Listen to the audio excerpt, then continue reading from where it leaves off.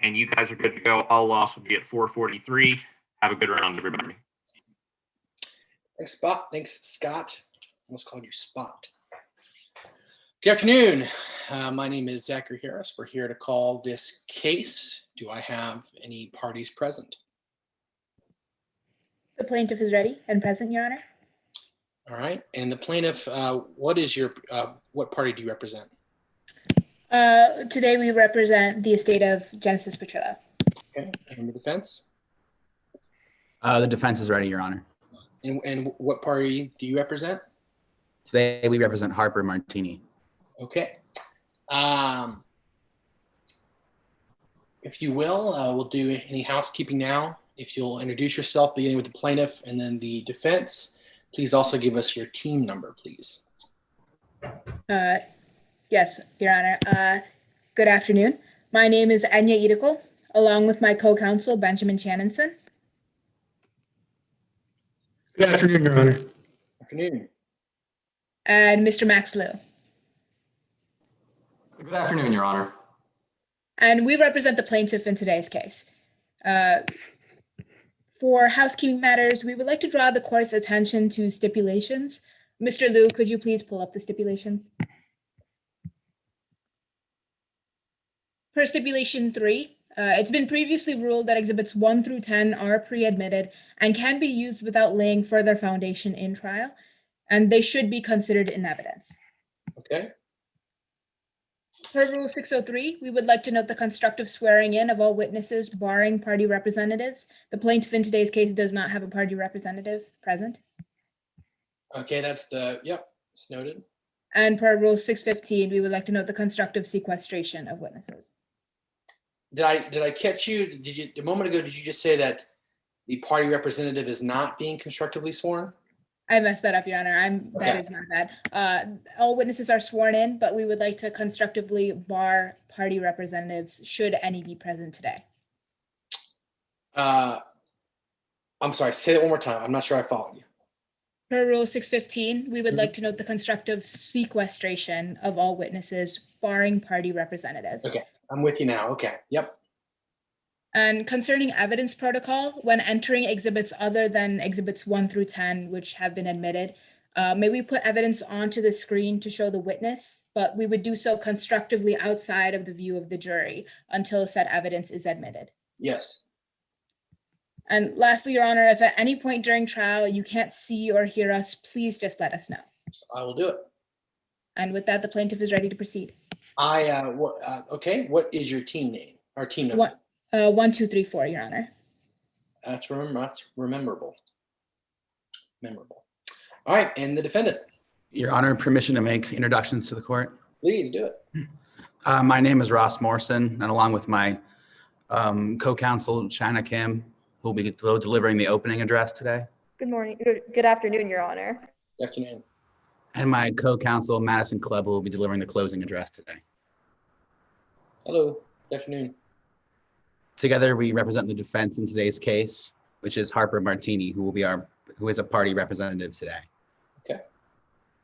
We'd like to draw the court's attention to stipulation 17, and I'll read it now. A canister of bug-off pesticide was also found in the same dumpster in which the Rapid River Police found exhibits 2A and 2B, which are the bottle of wine and the label of the bottle of wine.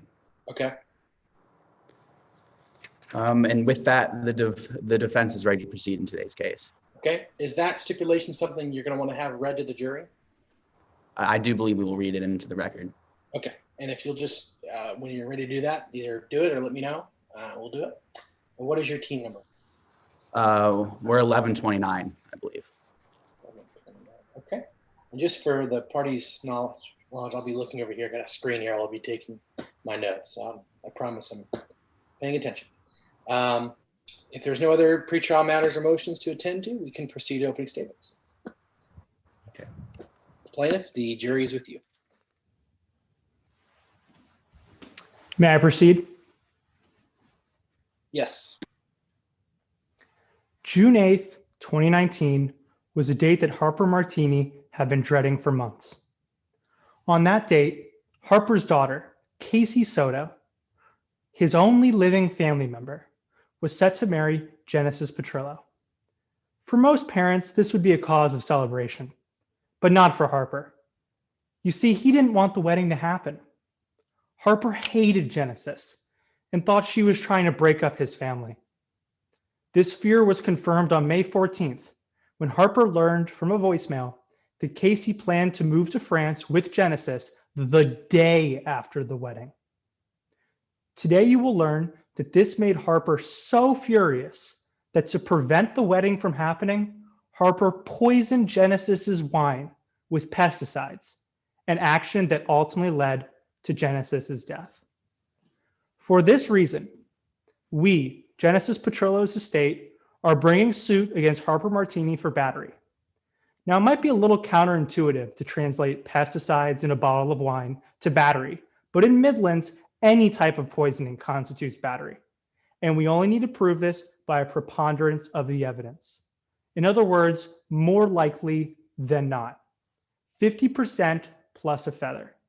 If after today's trial, you believe it is more likely that Harper caused Genesis harm and did so purposefully, you must find Harper liable. Now, members of the jury, Harper's actions might puzzle you. To be frank, Harper confused me at first too. But after you hear from Casey Soto, Harper's motivations will become clear. You see, Harper had a vision for Casey. He wanted her to take over the family business, Peony Estates. If Casey was in France, she couldn't do this.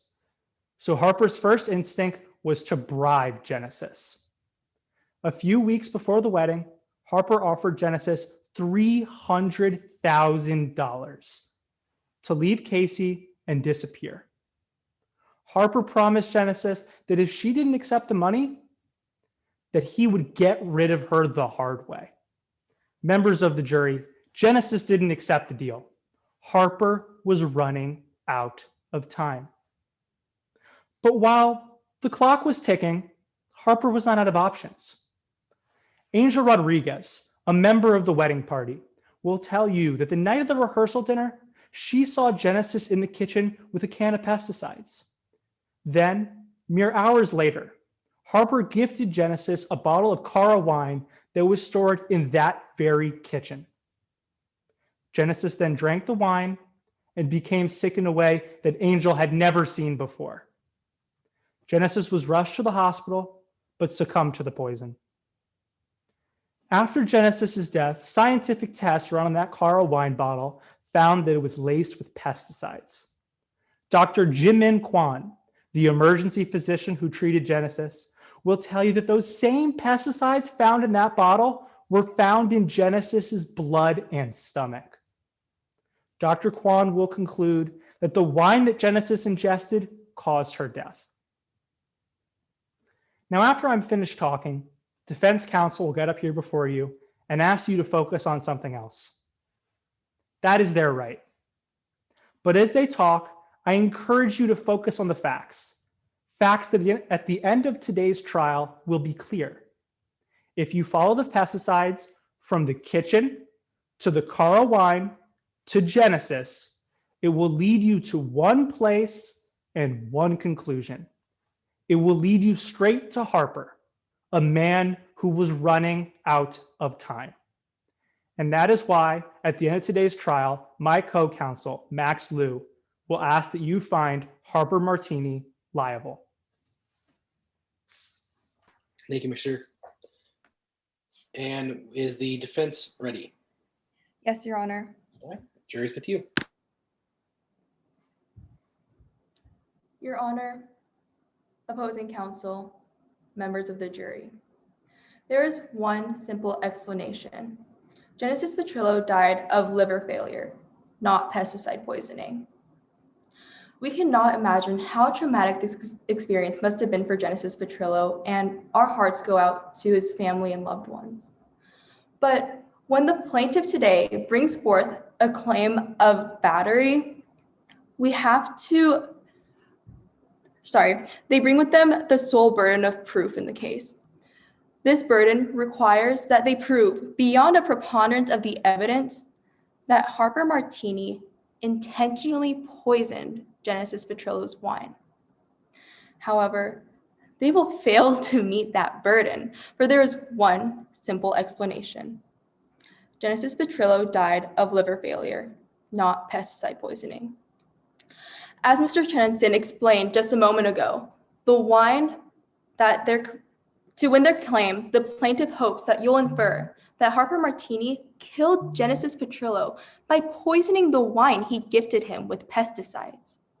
But in order to make that inference, you'll have to jump through a series of inferential hoops about when pesticide got into the wine, how much pesticide got into the wine, if pesticides actually caused Genesis Petrillo's death, and why Harper Martini would choose to harm Genesis Petrillo this way.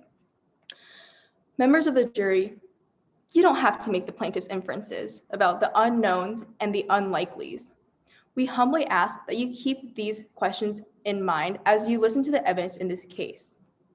We are confident that as the evidence answers the questions, you'll discover that the best and simplest explanation is that Genesis Petrillo died of liver failure, not pesticide poisoning. First, we'd like you to ask yourselves, why would Harper Martini poison Peony Estates wine? To be clear, we certainly do not contest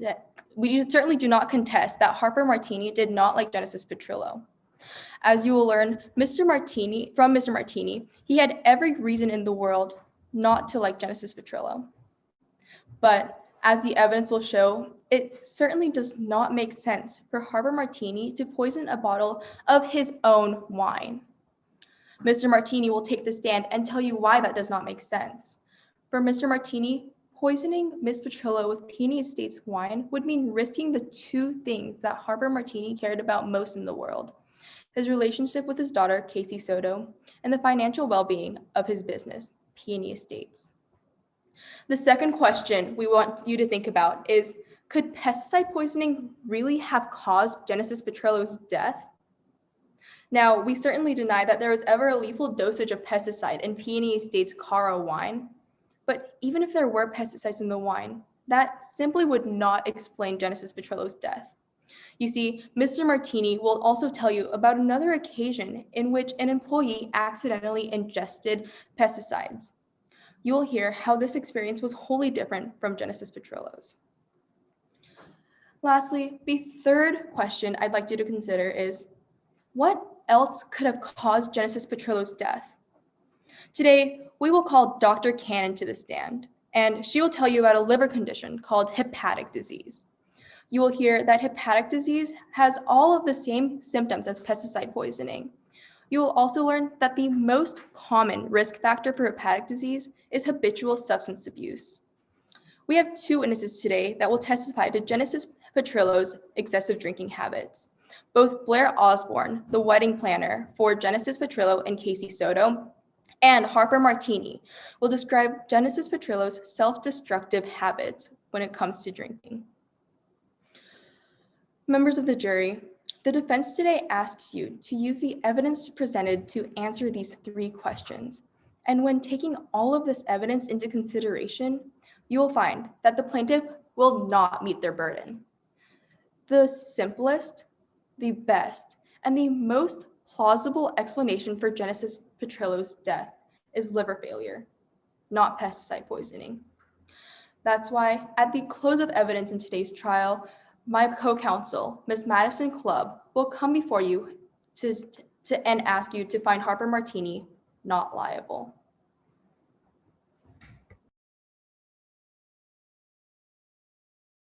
All right, just a moment.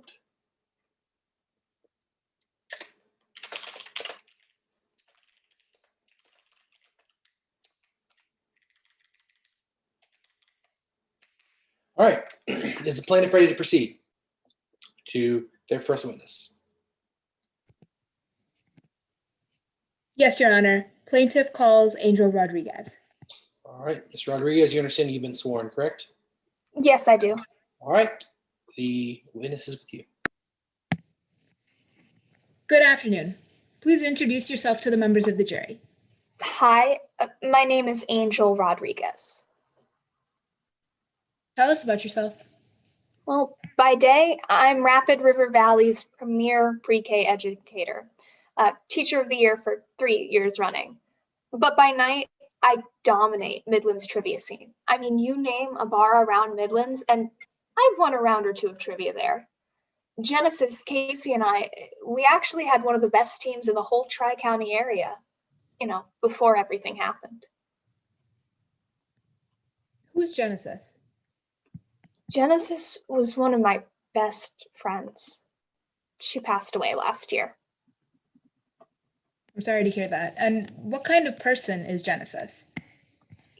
She was just the kind of person that you always wanted to be around. Whether it was at the bar getting drinks or just in competition, she was so vocal and enthusiastic.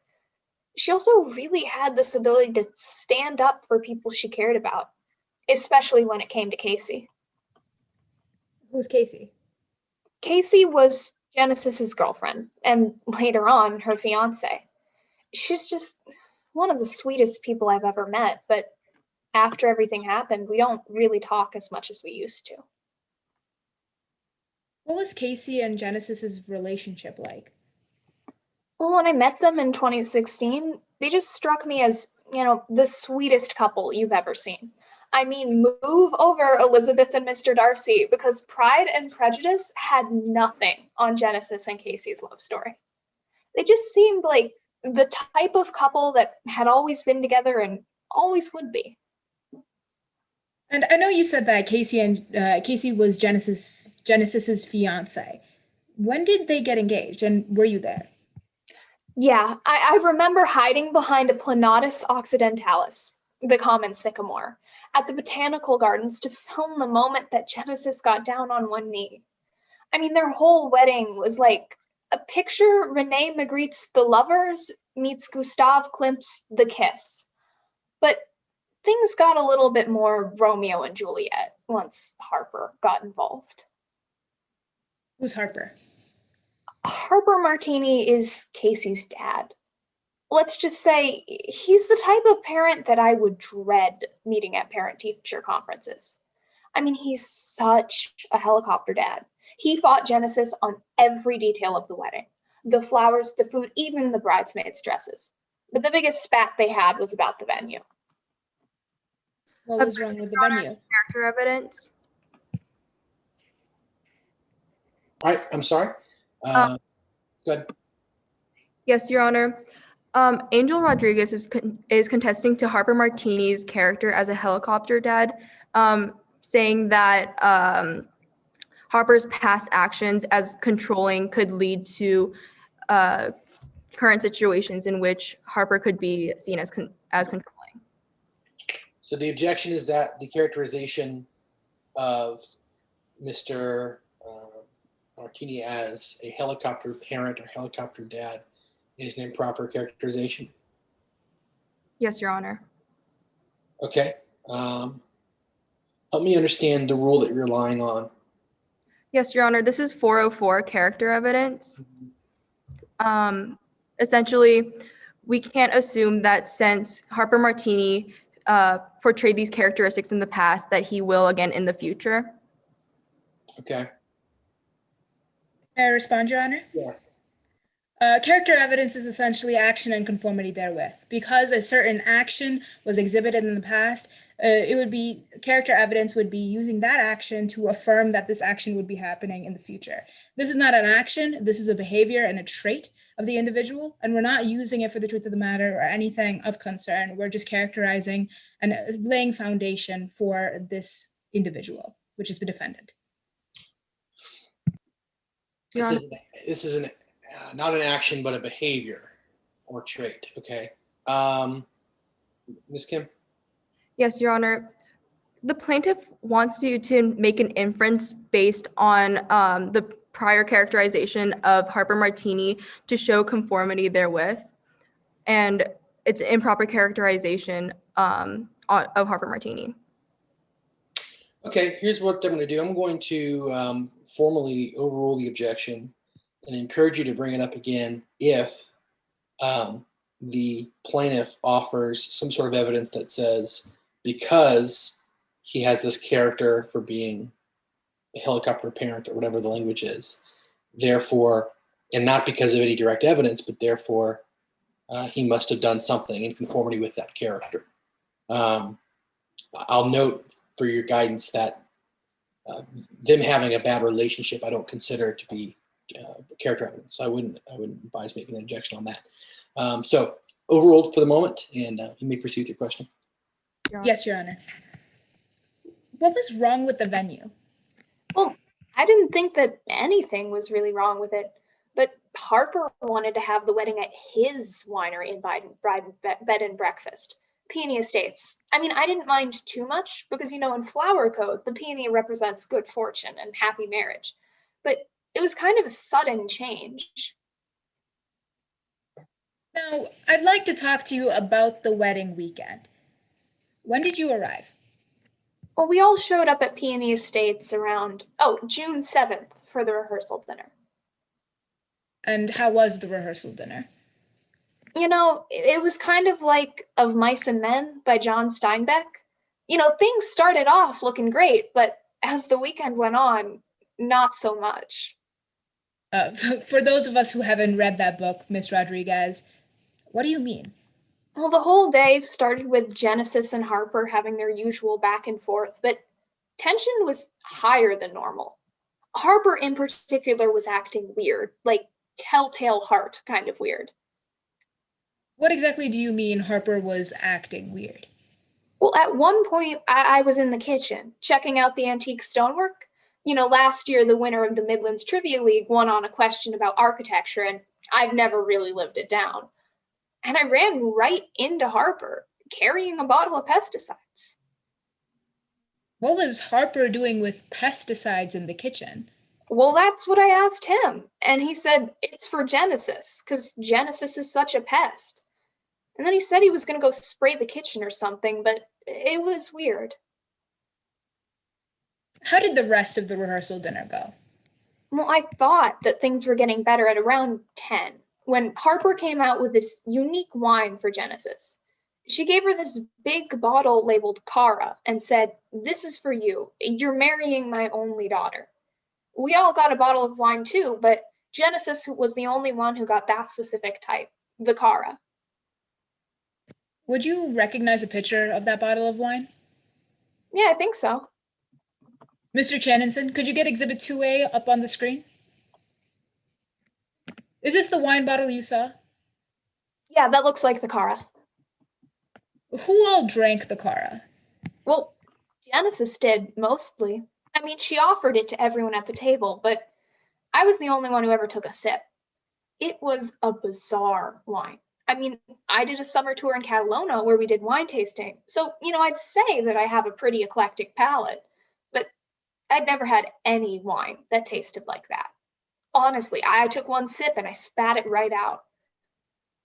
Did anyone else drink the Cara? No, I mean, we're really much more of like a margaritas type of crowd.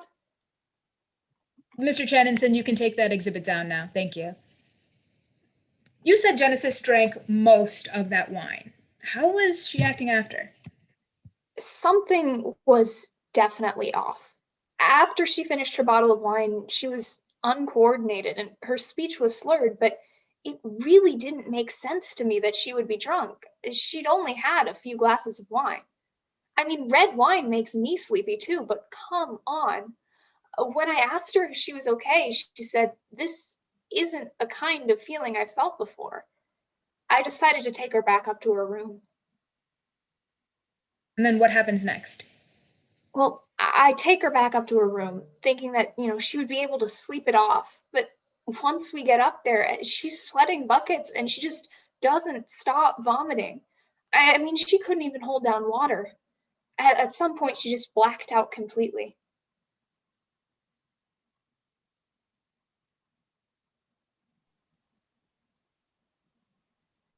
And then what did you do? Well, I Sorry, would you called like me to 911. repeat the question?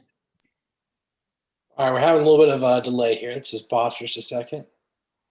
Am I back? Can you guys hear me and see me? Yep, I can hear you now. You're good.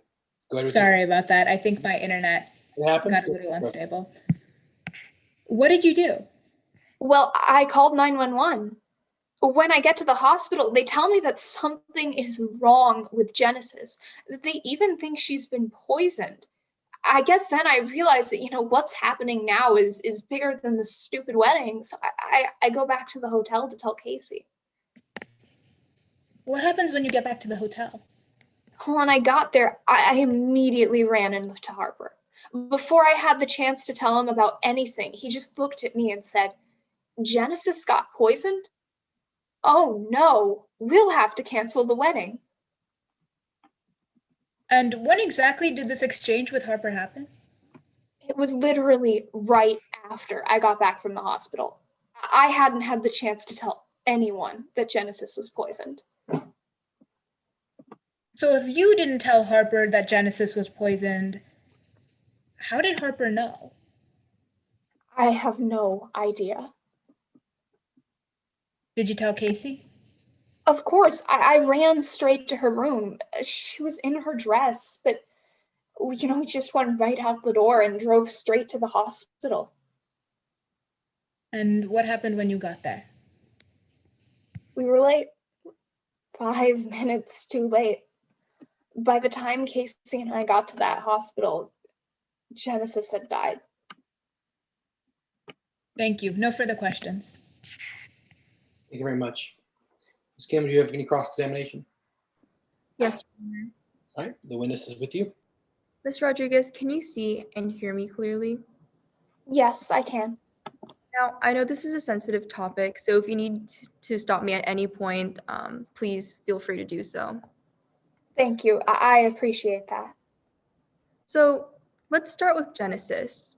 You met Miss Petrillo in 2016, isn't that right? Yeah, we were at Chuggy's down in, it's kind of, right by the edge of Breckenridge County. And, we did one round of quiz bowl together and we were thick as thieves. So you quickly became close friends. Yeah, she was my best friend.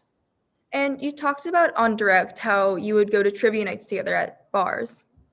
Yeah, that's right. Would you guys drink at the bars? Yeah, we'd have some. And would you say that Miss Petrillo was a heavy drinker? She could be, yeah. Well, you would often drink together, isn't that right? Yeah, sometimes we would get kind of crazy. We would go out and have 3 glasses of wine, never on a school night, but we got pretty wild. Right. You drink together at bars. Yeah. And at parties. I guess once or twice. Now let's talk about a specific party, the party at the Black Bear Casino. Oh, yeah, that was for, it was one of the sort of bridesmaids events. Right. This took place about a month prior to the rehearsal dinner. Isn't that right? That sounds right. And it took place at the Black Bear Hotel and Casino? Yes. Most of the members of the wedding party were in attendance that day. Isn't that right?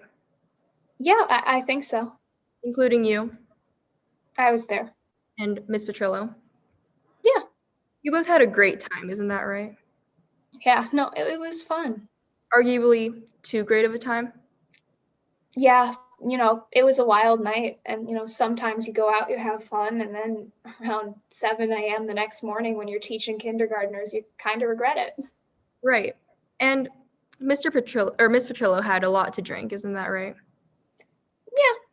Arguably way too much to drink? Objection, Your Honor. 404 character evidence. Go ahead and flesh out your argument for me. Yes, Your Honor. Opposing counsel is attempting to say that Genesis Petrillo had a habit or did the action of drinking in previous occasions, and that's action conformity therewith.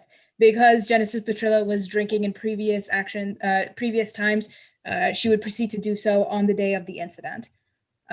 We heard in Ms. Kim's open that they characterized Genesis as a heavy drinker, and this is part of that. Okay. Sorry, there's something odd going outside. I apologize. Okay. Say your argument for me one more time. I hope the time is paused. This is on me. Please give me your argument one more time. That's perfectly fine, Your Honor. We know that in Miss Kim's open, she said that they would like to characterize Genesis as a heavy drinker.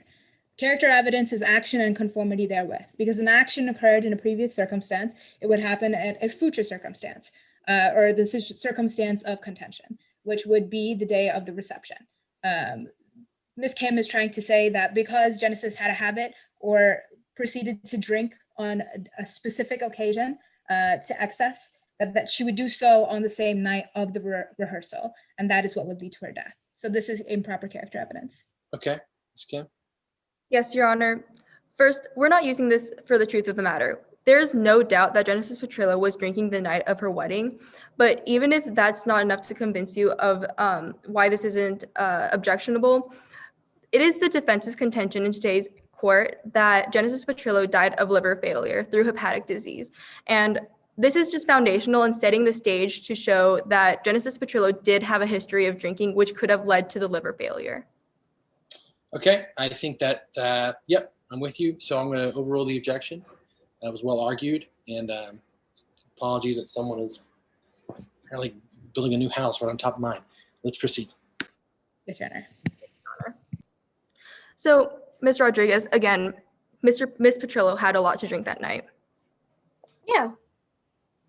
And she left before you could talk to her later that night. I guess so, yeah. But about an hour later, you found Miss Petrillo Yeah. in a hotel bathroom, Yeah. crouched over. Yeah, no, she got food poisoning from some of the food she ate. And she was vomiting. Yeah. Okay, so let's talk about something you mentioned a little bit on direct.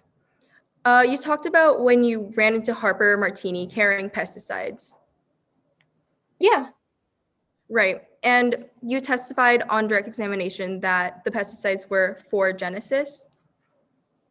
Yeah, that was what I thought she said. But you took that statement as a joke, isn't that right? Well, Harper said it was a joke, but I didn't really think it was that funny. Ms. Rodriguez, yes or no, Harper Martini said that she was carrying pesticides for Genesis as a joke. She said she was joking. Objection, speculation. May I be heard? Yes. Whether or not the statement that is being elicited is fine. However, the context in which Mr. Harper Martini was saying it cannot be known. Because the intent and content of, or the intent in which Mr. Martini said it is unknown, Ms. Rodriguez is being asked to delve into the mindset to understand the intention behind that statement. And Ms. Rodriguez is not able to do so. That would be speculating as to the mindset of Mr. Martini. So whether or not when he made that statement he was joking is something is in his mind, and the witness can't know. Is that right? Pertaining to how what Mr. Martini intended by that statement is unknown. You'd have no objection to the witness being asked about any evidence which would indicate that he was joking. Is that right? She just can't speculate about what his subjective intent was? Yes, the statement is admissible by party opponent. However, the intent behind the statement would require speculation, and that is inadmissible. So, Ms. Kim, I don't need any argument. I'll sustain the objection as to the actual her saying whether or not I'll sustain the objection to the extent that she doesn't know if he was joking or not, beyond whatever evidence there is to suggest that he was joking.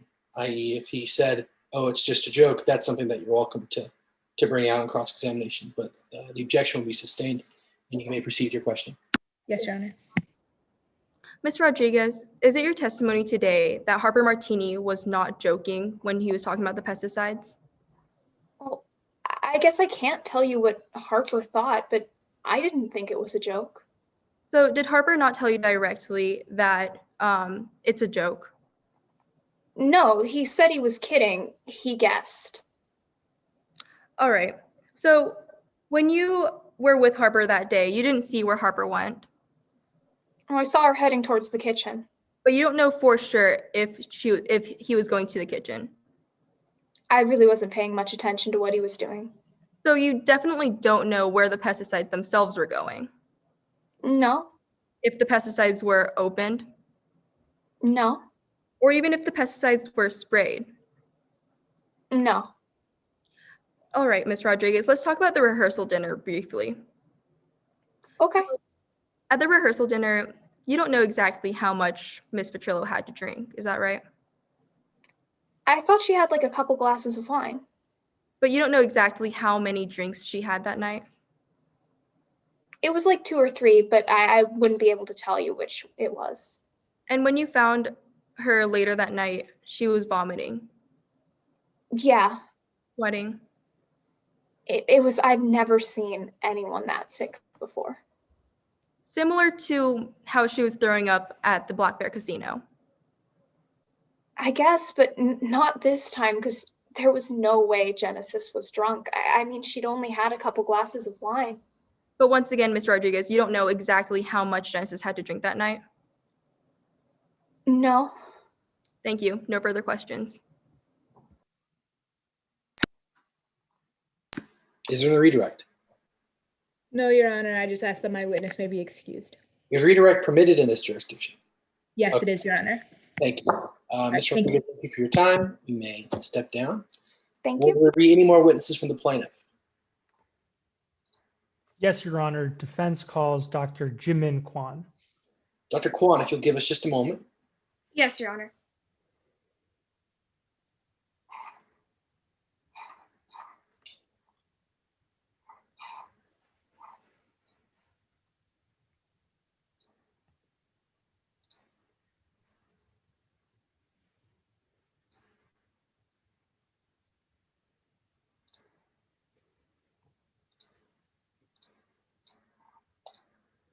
All right. Plaintiff's attorney, will you pronounce your last name for me? Shannonson. Shannonson. All right. Mr. Shannonson, the witness and the jury is with you. Thank you.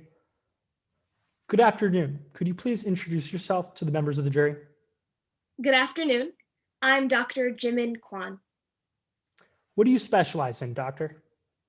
I'm an emergency physician at River Valley Hospital in Midlands, and I specialize in medical toxicology. Where did you go to school? Well, I got my MD at the University of North Carolina and completed my emergency medicine residency, as well as my toxicology fellowship at Emory. How long have you been practicing medicine? I have about 19 years of experience with diagnosing and treating poisoning cases. I'm actually the chief emergency physician at River Valley, so I consult on all of our poisoning cases and actually really enjoy helping teaching some of our residents. Were you working at the hospital on the morning of June 8th, 2019? Yes, I was. Did you treat Genesis Petrillo? Yes, I was in charge of her case. Why was Miss Petrillo admitted to the hospital? Well, Genesis was vomiting constantly and couldn't walk. And she was coming from a wedding dinner at about 3 a.m., and we see alcohol poisoning a lot in that situation. So that's actually what I expected at first. How did you determine whether or not it was alcohol poisoning? So when we suspect alcohol poisoning, we check for 3 specific symptoms: a fast pulse, dilated pupils, and a loss of motor control. Is this method standard in your field? Yes, absolutely. Did you apply this method reliably in this case? Yes, this was the method that I used. Was it alcohol poisoning? Well, once I began my examination, it was clear that alcohol poisoning just didn't make sense. Genesis actually displayed the opposite of the symptoms I mentioned before. She had a slow pulse, not fast. Her pupils were contracted, not dilated, and she was having muscle spasms, which isn't what we see when people lose motor control in these cases. After you determined that it wasn't alcohol poisoning, what did you do? I continued my comprehensive examination of Genesis. This basically consisted of taking Genesis's vitals and examining all their bodily systems for anything that would help me come to a diagnosis. Is this standard practice? Yes, it's actually the method I discussed in one of my recent peer-reviewed articles, where I talked about the process of diagnosis in the ER. Did you apply this method reliably in this case? Yes, this is the method that I used. Dr. Kwan, did you learn anything from this full body examination?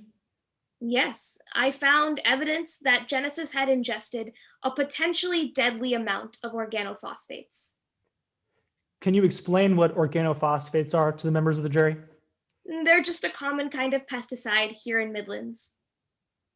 What type of evidence, what evidence did you find? Well, I saw that Genesis was tearing up, she had a rapid pulse, she was having muscle spasms, and then couldn't control her bladder. And these symptoms and the order in which they happened are actually unique to organophosphate poisoning. I mentioned before that Genesis's pupils were contracting, and the only common pesticide used in Midlands that causes pupil contraction are organophosphates. After you learned that Genesis had ingested organophosphates, what did you do? Well, this kind of poisoning acts really fast. It can quickly lead to your lungs and your brain shutting down. So I administered the pesticide antidote, a medication called atropine, and ordered some tests to confirm my diagnosis. Did the antidote work? Unfortunately, by that time, Genesis's poisoning had progressed too far. Genesis actually slipped into a coma and eventually passed away when her lungs failed later that morning. Were you ever able to confirm whether organophosphates caused Ms. Petrillo's death? Yes, I got the results of both those tests that I ordered. Would you recognize those results if I were to show you them today? Yes, I would. All right, doctor, we'll take them one by one. Mr. Liu, can you please display Exhibit 5 on the screen? Now, Your Honor, these exhibit is already pre-admitted for your reference. Thank you. What does this first test tell us? This first test confirms my diagnosis of organophosphate poisoning. How does it do that? Well, it tests for a specific enzyme known as acetylcholinesterase, or ACHE for short. What's ACHE? Well, I usually explain it to my students like this. Think of your brain as a computer that sends out signals, and your body as a printer that acts on these signals by printing them. ACHE is kind of like the cancel button. If your brain doesn't want an action to happen anymore, it can stop your body by pressing the cancel button or making ACHE. What does this test have to do with ACHE? Well, as you can see, this test shows extremely low levels of ACHE. And what that means is your body no longer has a cancel button.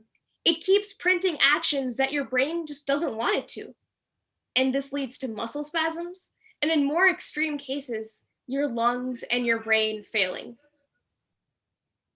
Why is this important to today's case? The only drug or disease that is shown to lower ACHE are organophosphates.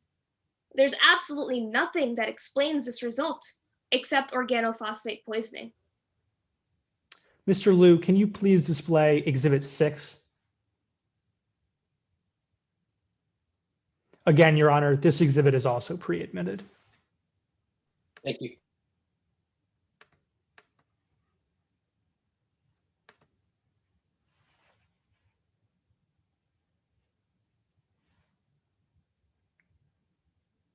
Mr. Liu?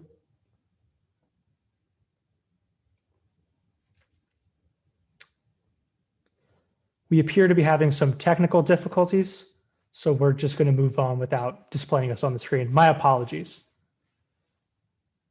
You're muted, Your Honor. Okay, thank you. That's all right. Okay. Whatever you'd like to do, if we needed to proceed or. I apologize, members of the jury. We'll just continue. I think we lost connection with my co-counsel. So, Dr. Kwan, Although we don't have the second test in front of us, can you tell us what it showed? Mr. Chanson, you were looking for Exhibit 6, is that right? Yes. Oh, we appear to have it now. What does this test show us? And this test shows us that the organophosphates were actually found in the wine that Genesis ingested. How can you conclude this? Well, this test shows that the two substances present in her stomach were organophosphates and wine. Trace amounts of food were found, but none of it tested positive for organophosphates. What was your final diagnosis?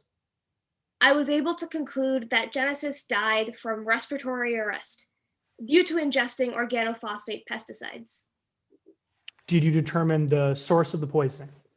Yes, I determined that the poisoning was from the wine that the patient ingested with dinner. Thank you, Dr. Kwan. I have nothing further at this time, Your Honor. Thank you. Do we need cross-examination? Yes, Your Honor. All right, Ms. Clubb, the witness and the jury are with you. Okay. Dr. Kwan, can you see and hear me clearly? Yes, I can. Now, you claim to believe that Petrillo's cause of death was pesticides, correct? Yes, organophosphate poisoning specifically. Yet you don't even know how much organophosphate was in Petrillo's system, do you? There's no conclusive blood test that determines how much organophosphate is in someone's blood. However, it's not necessary to determine that because even a very low level of organophosphates can lead to fatal poisoning. So that's a yes, you don't know. Yes, it wasn't necessary to determine. And you treated Petrillo for pesticide poisoning, is that correct? That's correct. I administered the antidote. But the antidote did not work, did it? Well, it's not that it didn't work. As I mentioned on direct, by that time, Genesis's poisoning had simply progressed too far. After a certain point, the antidote can't stop your lungs and your brain from shutting down anymore. Dr. Kwan, did the antidote save Petrillo's life? No, it was too late, unfortunately. His lungs had already started shutting down. So that's a yes, the antidote did not save Petrillo's life. Yes, we weren't able to administer it one time. Now, you first encountered Petrillo in the emergency room, correct? Yes, that's correct. Accompanied by Rodriguez? Angel Rodriguez. Yes, that's true. And at this point, you noticed several symptoms like Petrillo being intoxicated, right? He was intoxicated. He had vomiting, nausea, things like that. But then you started to suspect it might not have been alcohol poisoning, correct?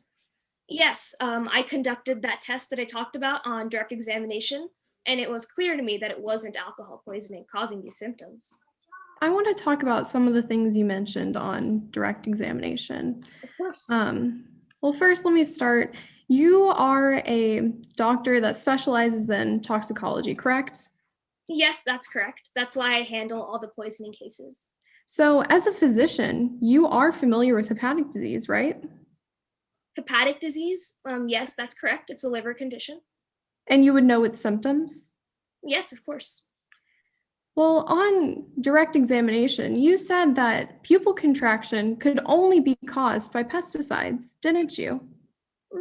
That's not what I said. What I said was the only common pesticide in Midlands that causes pupil contraction is organophosphates. Dr. Kwan, you said on direct examination that the pupil contraction could have only been by pesticides like organophosphates. As I mentioned, that is not what I said. I said that the only common pesticide in Midlands that causes pupil contraction are organophosphates. Pupil contraction is a symptom of hepatic disease, isn't it? It's one of them, yes. Now let's move on to the next symptom you claimed was exclusive to isofenfos. You brought up Exhibit 5 and talked about low acetylcholinesterase levels, didn't you? Yes, that's correct. And you said that this is a telltale sign of pesticides, right?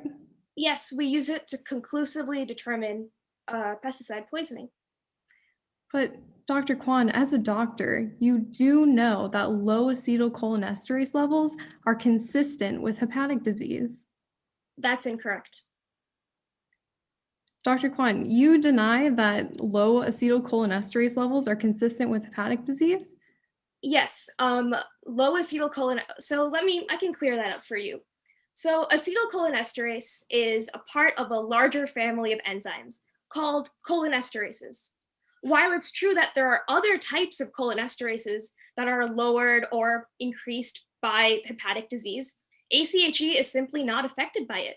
This low ACHE is not explained by hepatic disease.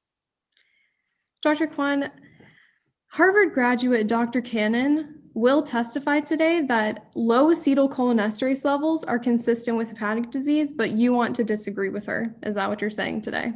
Yes, that's incorrect. I've simply seen no peer-reviewed studies of that. Now, of all of the possible causes for Petrillo's involuntary muscle twitching and incontinence, your first suspicion was chemical pesticide, correct? It was what was consistent with my examination, yes. Of all the possible causes, you jumped to pesticides? I think saying jumped is mischaracterizing it. As I mentioned on direct examination, I concluded a full body examination as well as several tests, and all of that evidence pointed me to my diagnosis. Well, you actually decided on pesticides before you conducted the poison analysis. Well, so the way a medical diagnosis works is first you look at the patient's symptoms, and that's usually enough to reach a diagnosis. Medical tests are run to confirm that diagnosis. So I reached that diagnosis of poisoning based on the full body examination, and the tests only serve to further confirm that. So that's a yes. You came to this conclusion before getting any results. The test results confirmed my diagnosis, yes. Now, you're on the board of Doctors for Organic Solutions, correct? Yes, that's correct. An organization that advocates against the use of chemical pesticides, true? Yes, that's right. Because you believe pesticides are a scourge to the environment. Yes, they can be very, very dangerous when used improperly. And you're actually hopeful that the outcome of this case in particular will convince legislators to ban pesticides. Genesis's case is one of many that shows how dangerous chemical pesticides can be, yes. So that's a yes. You're hopeful this case in particular will ban pesticides. Genesis's case is one of many that I think shows how dangerous these pesticides are, absolutely.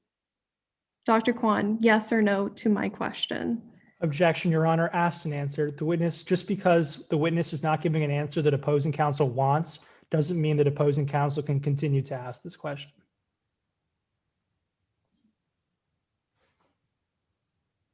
Yeah, I will agree that while she offered you more than you wanted, she has said that yes, she hopes this case will be a part of that movement. So, sustained.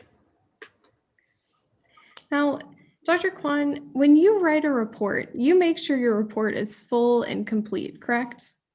It's important to be accurate and thorough, absolutely.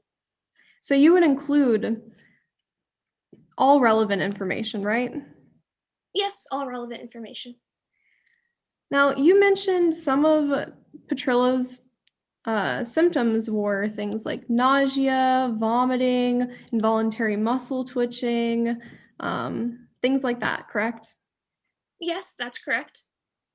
And as you would know, all of those symptoms are consistent with hepatic disease, right? Well, Objection, Your Honor. This line of questioning was exhausted earlier. I think this exact question verbatim was asked. I believe the earlier question was whether ACHE was connected to hepatic disease. I don't think I've heard testimony about the other symptoms. Would you like to argue further? Go ahead. Yes, Your Honor. Earlier in this cross, opposing counsel asked specifically about hepatic disease, and she asked specifically about this question. Well, that may be. If so, I don't recall it. So I don't see much harm in letting her go over it again. So overruled. So symptoms like involuntary muscle twitching, nausea, vomiting, all consistent with hepatic disease?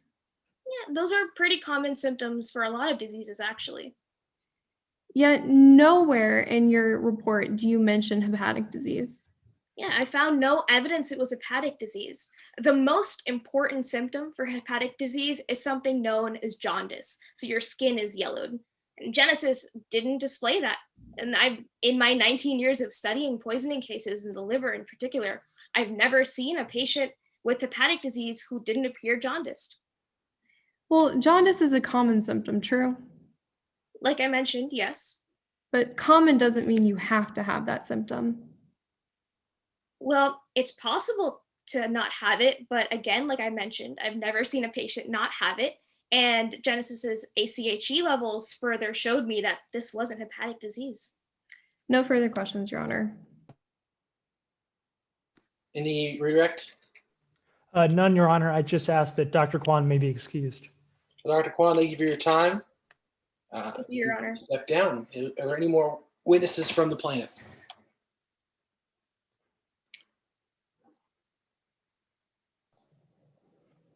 Yes, Your Honor. The plaintiff calls Casey Soto. All right. Soto, good morning, afternoon. You can hang on for just a moment. We'll get your testimony going.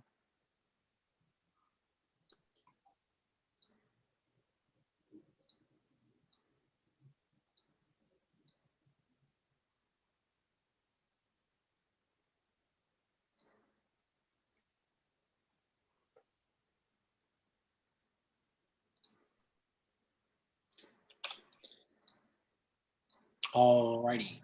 Mr. Liu, the jury and the witness are with you.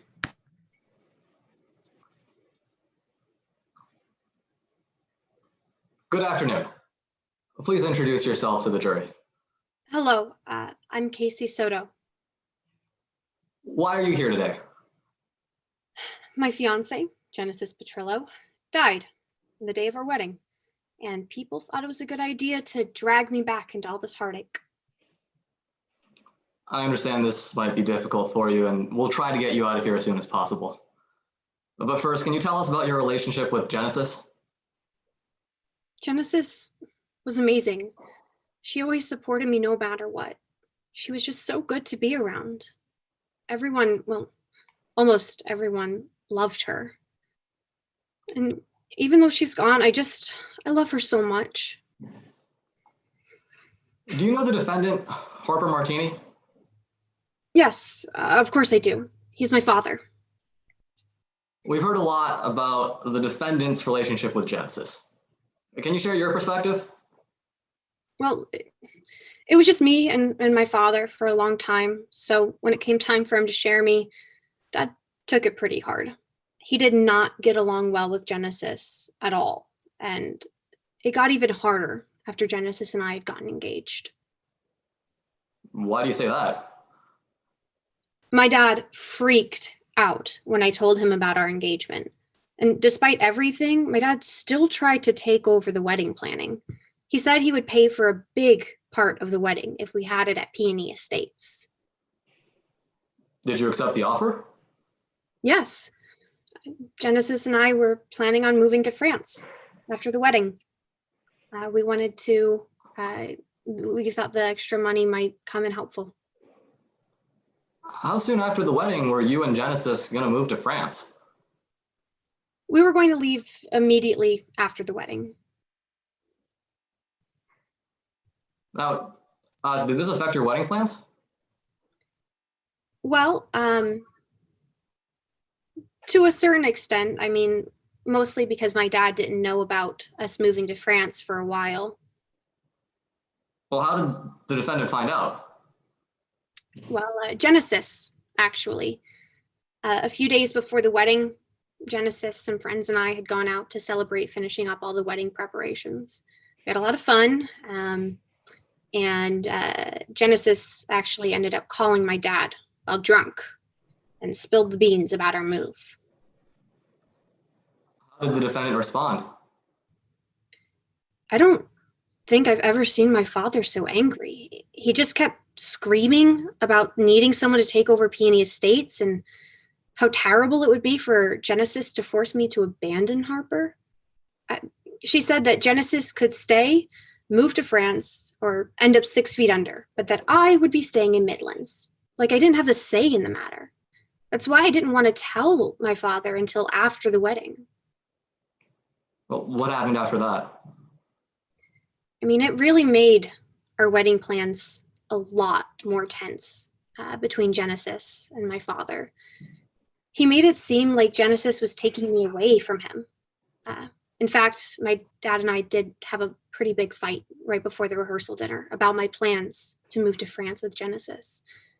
It all made me very angry, so I told him that after the wedding the next day, he wouldn't have to worry about me or Genesis ever again. How did the defendant react to hearing that? I don't know, but out of nowhere, my father makes this grand gesture to Genesis during the rehearsal dinner and gives her a brand new bottle of Cara wine. Genesis brought it back to the table and poured a couple of glasses. I want to talk a little bit more about the Cara wine.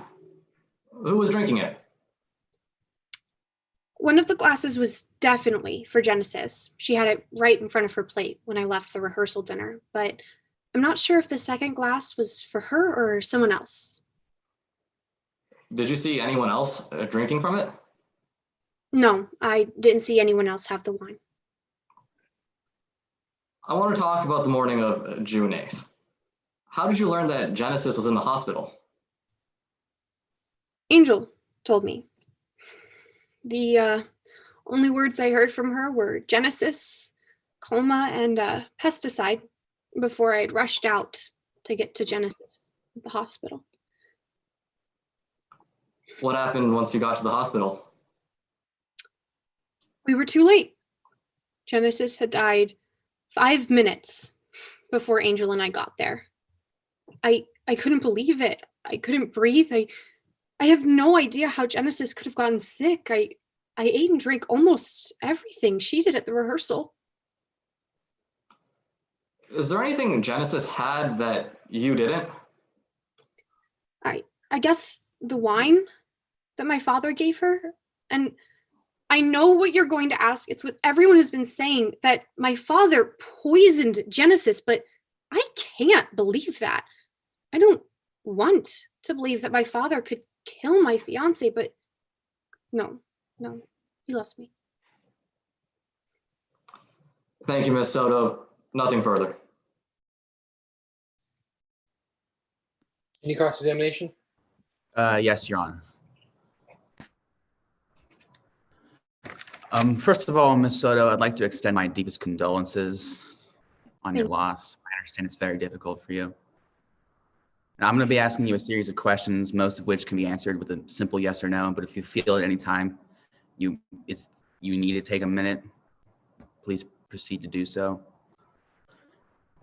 And so you met Miss Petrillo in 2012, is that correct? I did. At a party? Yes. And at this party, when you met Genesis, she was playing beer pong, correct? She was, yeah. So when the first time you met Genesis, she was drinking alcohol, correct? Yes, she had to quit very soon, though. She has a terrible alcohol tolerance. And you did always claim that she brought out your fun side? She did. I can be a little uptight sometimes, and she showed me how to have fun. And about a month prior to the wedding, you had a pre-wedding party at the Black Bear Casino, is that correct? Yes, to celebrate finishing up all the wedding preparations. And at that party, a lot of people were intoxicated, correct? I mean, it was a party. Including you and Genesis. We both had some things to drink, yes. But to the best of your knowledge, you remember Miss Petrillo getting very sick and vomiting, correct? Genesis wasn't doing too well that evening, but... So about a month later, the rehearsal dinner took place on June 7th, correct? Yes. And at around 10 p.m., Mr. Martini gave Genesis a bottle of Cara wine. That's correct, yes. And that was the only bottle of Cara wine you've ever seen at Peony Estates? Yes, And the bottle was sealed when your parent gave it to Genesis, correct? I'm not sure. Okay. And despite her differences with Mr. Martini, Genesis accepted the bottle, correct? I think it was just to make me happy. She definitely knew that I wanted them to patch things up. But she never was one to turn down a free bottle of wine, right? No, Objection, Your Honor. This is improper character evidence. Good. Your Honor, opposing counsel is trying to establish that just because Genesis Petrillo had drank in the past, that she was drinking too much on the day of the rehearsal dinner. Mr. Morrison. This is foundational to our case theory that Genesis developed hepatic disease and died of liver failure. May I respond? Sure. Your Honor, if opposing counsel's case relies on the idea that Genesis Petrillo drank too much, they could run scientific tests or find actual data to prove that point. They don't need character evidence to do so. Yeah, I recognize the need to demonstrate the underlying facts that would give rise to hepatic disease, including past drinking. So I'm sympathetic to the need to bring up past facts more than I might normally be. However, I think the characterization of she's never wanted to turn down a bottle of wine, never wanted to turn down a drink, that characterization I'm going to exclude. So I guess I'll sustain the objection as to that language and allow you to continue your question. Motion to strike, Your Honor. Allow. But that night at the rehearsal dinner, Genesis didn't offer you any of this wine? I was going to bed. So you did go to bed, correct? I did. So you have no way of knowing how much Genesis drank after you went to bed, correct? I don't. Thank you, Your Honor. No further questions at this time. Any redirect? No, Your Honor. I simply ask that Ms. Soto be allowed to step down. Ms. Soto, thank you for your time. You may step down. Will there be any more witnesses from the plaintiff? No, Your Honor. With that, we rest our case in chief and request I'm a sorry, Mr. 5-minute I recess. can't hear you. Mr. Morrison, can you hear him? Yes. Your Honor, can you hear me? All right. I've frozen. Let's hang on for just a second. Oh, we can hear you now. You can hear me now. Okay. Woo. All right. Any more witnesses, Mr. Lou? No, Your Honor. With that, we rest our case in chief and request a 5-minute recess. All right. 5 minutes. I'll allow it. Let's get back here at 3:27. 3:27.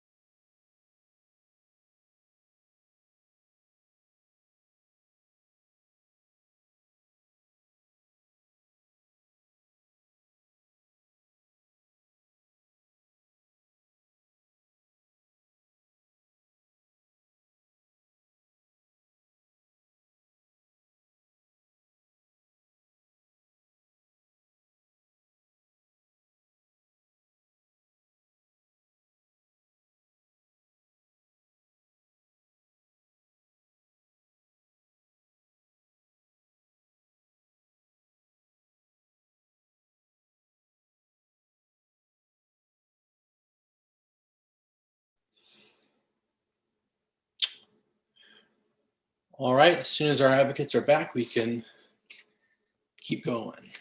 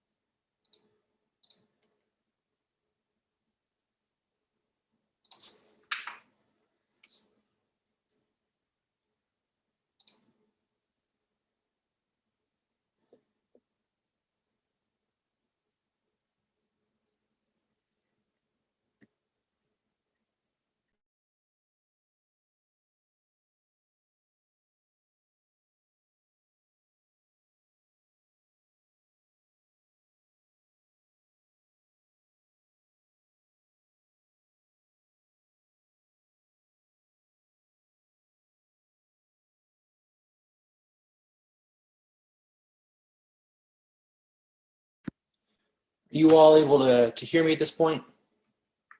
Yes, Your Honor.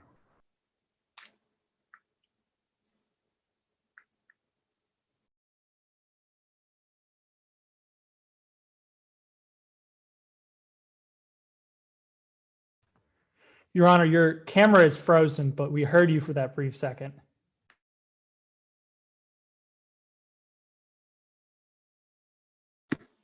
All right, so it looks like I'm frozen out. So give me just a second. I want to solve that problem somehow. Zach, we can hear you, I believe. We just can't see you. I wonder if you maybe turn your cam off for a second and then back on, if that'll help. Yeah, I can tell that you're. Give me just a minute.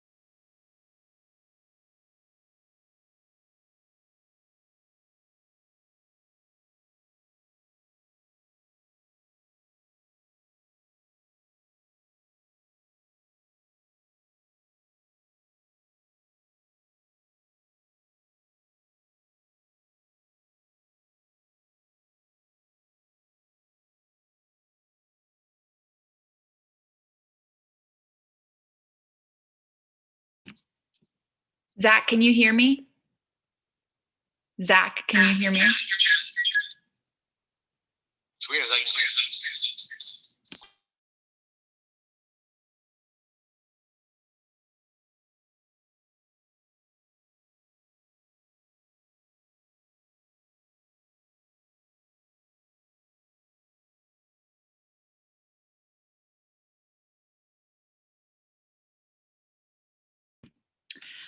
Can you guys hear me? Yes, okay. Can one of you come off of mute and try talking? We're gonna see if that'll help Zach be able to hear you. If not, we'll go ahead and switch over and I'll try to preside and see if he can score by watching the YouTube link instead of watching the Zoom link. So can somebody unmute for me real quick and talk? Yeah, can you hear me? Yes, thank you. One moment.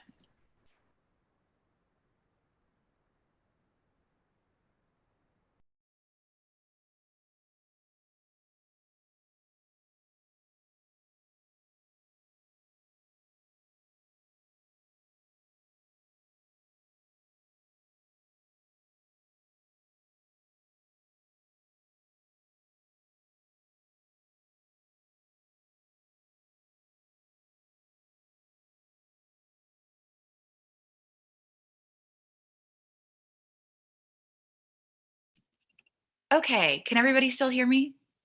So sorry about the technical difficulties. Do not worry about all lost time. I'll communicate with Tab that we had some issues. I am going to preside now. Zach can still see and hear you all. He's watching on the YouTube live stream. He's just not here in the Zoom with us. So defense, if you want to go ahead and start your case in chief, we are good to go. Okay, thank you, Your Honor. The defense calls Dr. Rachel Cannon to the stand.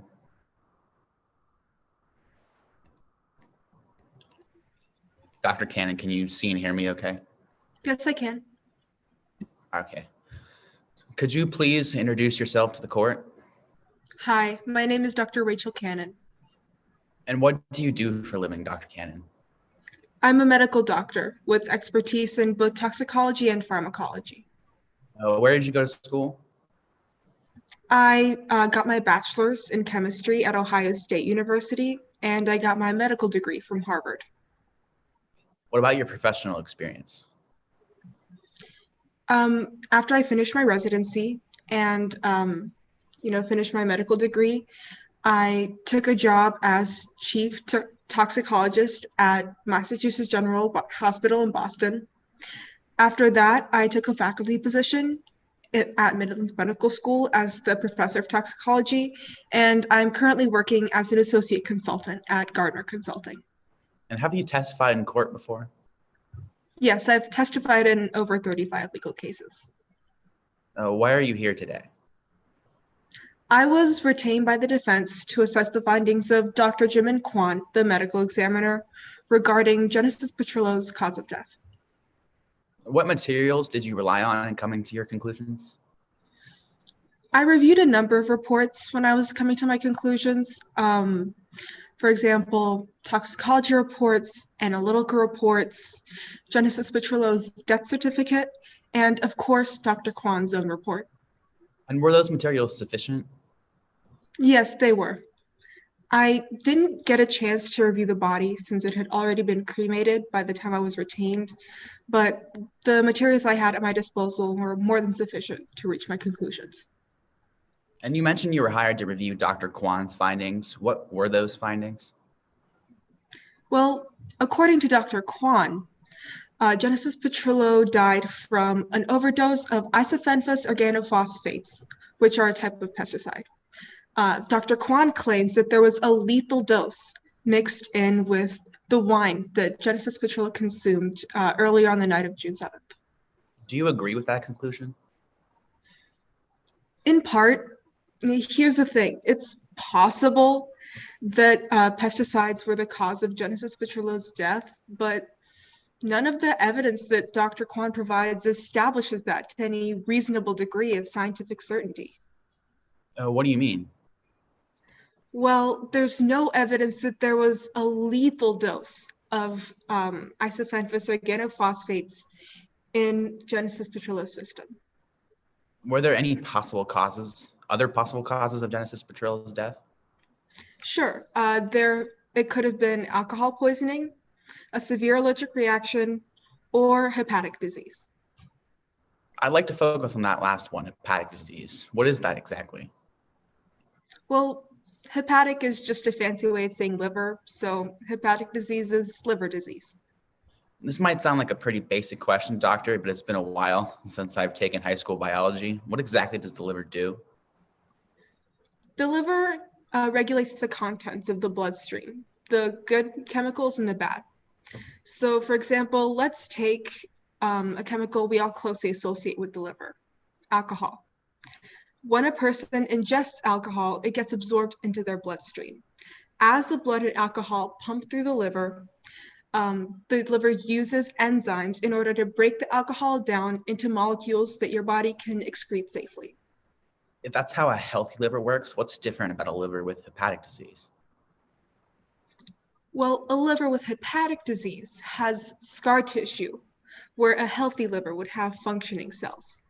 This scar tissue can't effectively break down the toxins and nutrients that enter our body, so toxins build up in the bloodstream and the body starves for the things it needs to operate. Can someone die from hepatic disease? Yes, hepatic disease can certainly be fatal, especially if the scarring becomes so severe that your liver effectively stops regulating the chemical contents of your bloodstream altogether. We call this liver failure. Unless a person gets a liver transplant, the liver failure will cause the failure of some other organ system, like the respiratory system we need to breathe. And how does someone get hepatic disease? Reckless alcohol consumption is the leading cause of hepatic disease culminating in liver failure. But there can also be other causes. Whenever someone ingests a toxin-laden substance, this puts undue stress on the liver and causes hepatic disease. All right, now I'd like to shift gears and talk specifically about Ms. Petrillo. Do you have any reason to believe that hepatic disease caused her death? Yes, I do. The symptoms that Genesis Petrillo experienced are consistent with the symptoms of hepatic disease. And what symptoms did Genesis Petrillo display before her death? Genesis displayed nausea, vomiting, contracted pupils, lethargy, abdominal pain, incontinence, involuntary muscle twitching, and finally, respiratory failure. And which one of the symptoms, or how many symptoms displayed by Genesis Petrillo are also associated with liver failure? Nausea, vomiting, contracted pupils, lethargy, abdominal pain, incontinence, involuntary muscle twitching, and respiratory failure. Is there anything that points away from liver failure as a cause of her death? There are a couple of things that I would like to see before conclusively telling you that hepatic disease caused Genesis Petrillo's death. For one, jaundice is a common symptom of hepatic disease, and that's the yellowing of the skin or eyes due to liver failure. Dr. Kwan doesn't mention jaundice one way or the other in his report on June 7th, so we can't know if Genesis displayed the symptom. Another thing is that you need to get a blood test in order to prove that you have hepatic disease.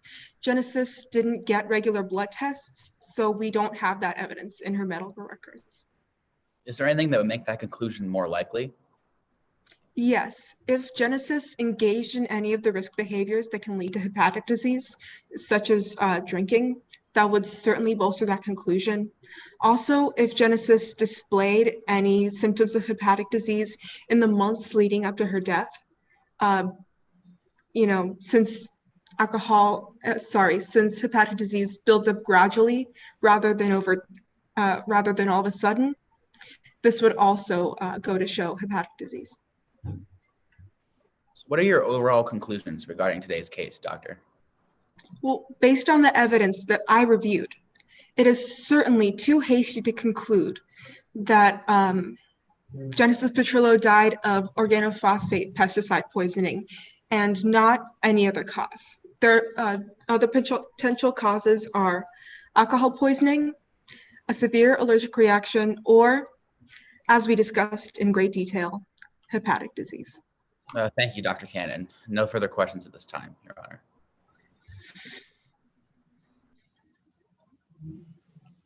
Counsel, you can proceed with cross whenever you're ready. Thank you. All right, Dr. Cannon, you just gave us a lot of causes. So I want to clarify everything for the members of the jury, if that's all right. Sure, of course. You think that respiratory arrest is the most likely cause of Genesis's death? Respiratory arrest was the cause of death. The question is, what caused that arrest?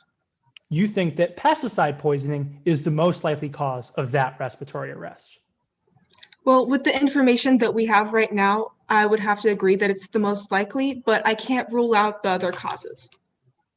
And the wine produced by Harper Martini is the most likely cause of the pesticide poisoning? Again, right now it's the most likely with the information that we have, but I can't exclude all of the other causes that match up with Genesis Petrillo's symptoms. All right, Dr. Kwan. I'm sorry. All right, Dr. Cannon, we'll talk about that now. You wrote in your report that Genesis could have died of alcohol poisoning? Yes. But Genesis's blood alcohol level was 0.16. Yes, it was. But you see, often BAC, or blood alcohol level, declines over time, It peaks about half an hour after you finish drinking, and then after that, there's a steady decline. Genesis Petrillo's BAC was tested at the hospital several hours after she stopped drinking. So that obviously was not the peak. So I can't tell you.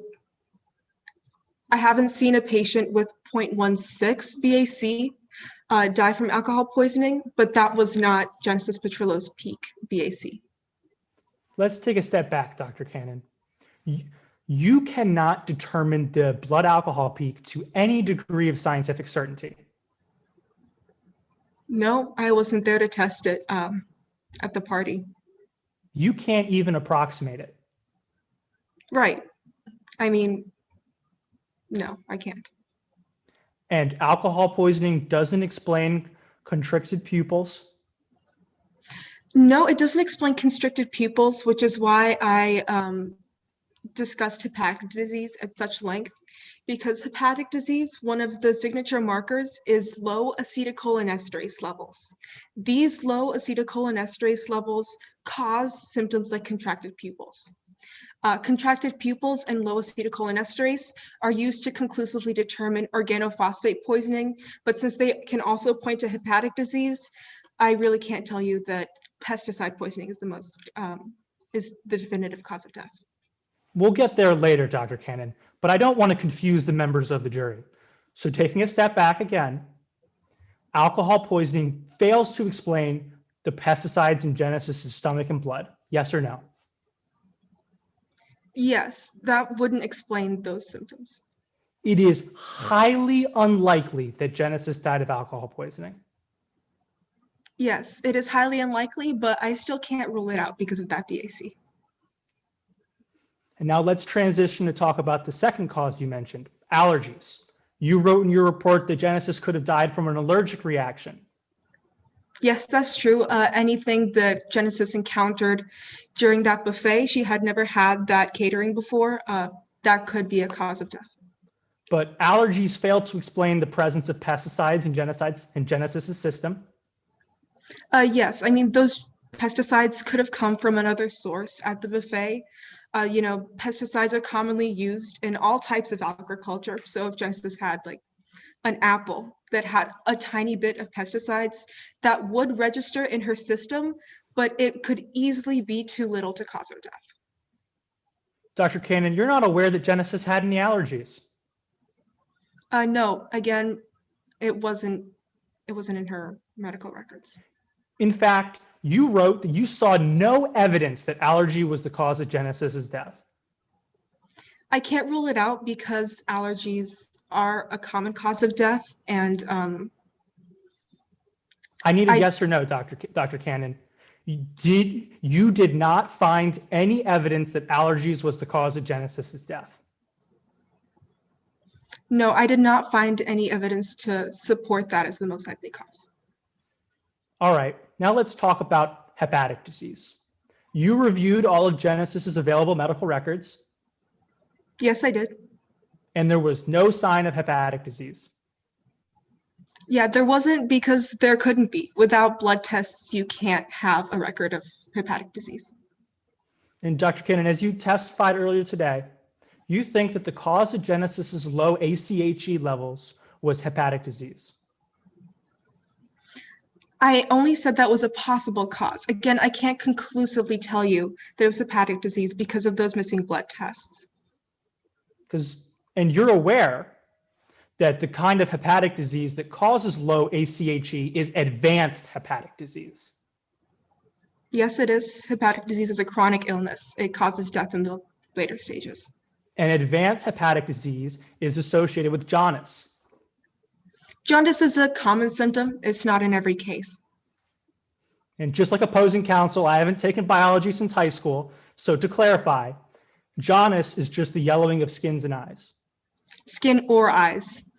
Personally, as a physician at a hospital, I know that once you get to the more dramatic symptoms like bronchospasms, involuntary muscle twitching, it's easy to overlook something like the eyes becoming yellow.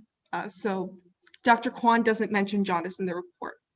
That's right. There There could was have been no jaundice. evidence of jaundice in any of the medical records that you looked at.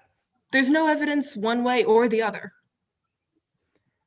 And you also can't explain why hepatic disease would have chosen to be fatal on June 8th. Well, the way hepatic disease works is that once the liver becomes damaged, every time the liver kind of comes across something that it can't process in large quantities, like alcohol, you have a hepatic attack, which includes all those symptoms I listed earlier, like nausea and vomiting. So hepatic disease is a chronic illness that gets worse over time, but you're not constantly vomiting during that time. It's only after you consume alcohol or some other substance that your liver can't process. Dr. Cannon, you think the hepatic disease is an even less likely cause of death than alcohol poisoning? It is the least likely right now, but it is the most promising. I just am missing that crucial information from those blood tests to make that diagnosis. You think it's even less likely than allergies? Again, I don't have the medical records to make it more likely than that, but I do think it matches very well with the symptoms. You believe the hepatic disease is the least likely cause of death? Yes, it is the least likely right now, as I said. All right, Dr. Cannon, let's talk about your conflicts of interest now. You have only testified for the defense. Yes, I have only testified for the defense. You work for Gardner Consulting. I do, that's my company. One of Gardner's biggest clients is Descity Roach. Yeah, Descity Roach and Rodent Killer is one of our many clients. They make pesticides.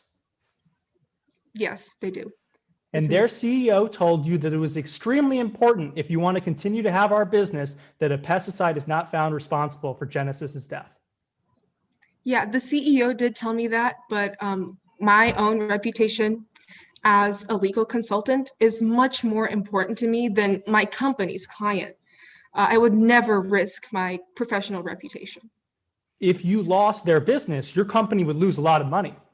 My company would. I wouldn't lose anything. And even despite that, you determine that the facts are consistent with the conclusion that Genesis died from pesticide-contaminated wine. Yes, I laid out to you the evidence that I used in coming to my conclusions. I believe that they're bolstered by the facts. I have nothing further, Your Honor. Thank you, counsel. Any redirect? No, Your Honor. All right. Thank you, Dr. Cannon. You're excused. Defense, whenever you're ready, go ahead and call your next witness forth. At this time, the defense would like to call Ms. Blair Osborne to the stand. Hello, Ms. Osborne.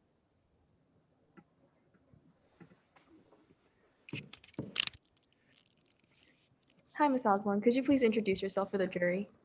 Hi, my name is Blair Osborne. And what do you do for a living? I make dreams come true. Well, my official title is a wedding planner, but I like to think of it as more of a fairy godmother type thing. What kind of events do you plan? Oh, all kinds of things. Corporate retreats, conferences, ceremonies. My favorite are weddings, though. Now, were you involved in planning the wedding between Casey Soto and Genesis Petrillo? Yeah, I was asked by Harper Martini to plan his daughter's wedding, and I was really honored because it seemed like the only thing that Harper cared about more than Peony Estates was his daughter, so I was really excited. Of course, that was before I realized how it would turn out. Now, before we get into that, Miss Osborne, did you know Mr. Martini before you were hired? Yeah, like I said, it was like planning for family. I'd worked with Peony Estates a lot over the past couple of years as a venue for my events. When did you begin to work on the wedding? It was in November of 2018.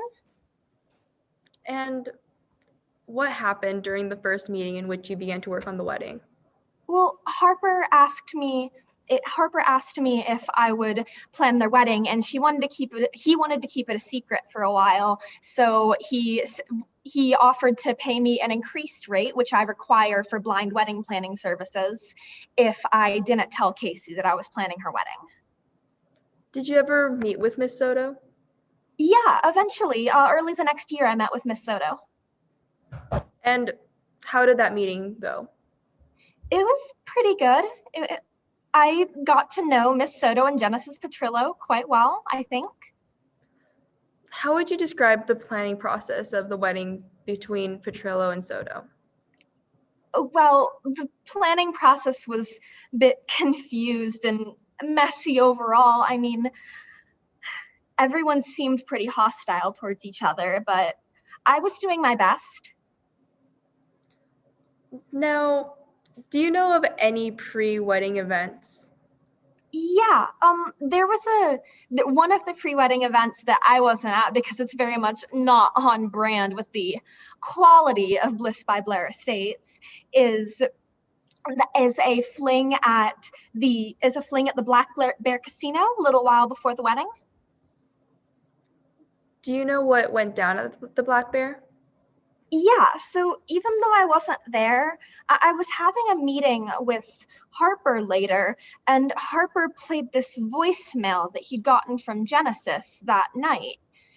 Genesis sounded really drunk, and so I guess Genesis got pretty drunk that night. I don't really know what else that happened, but it was a very speculation. message. Would you like to be heard, counsel? Yes, Your Honor.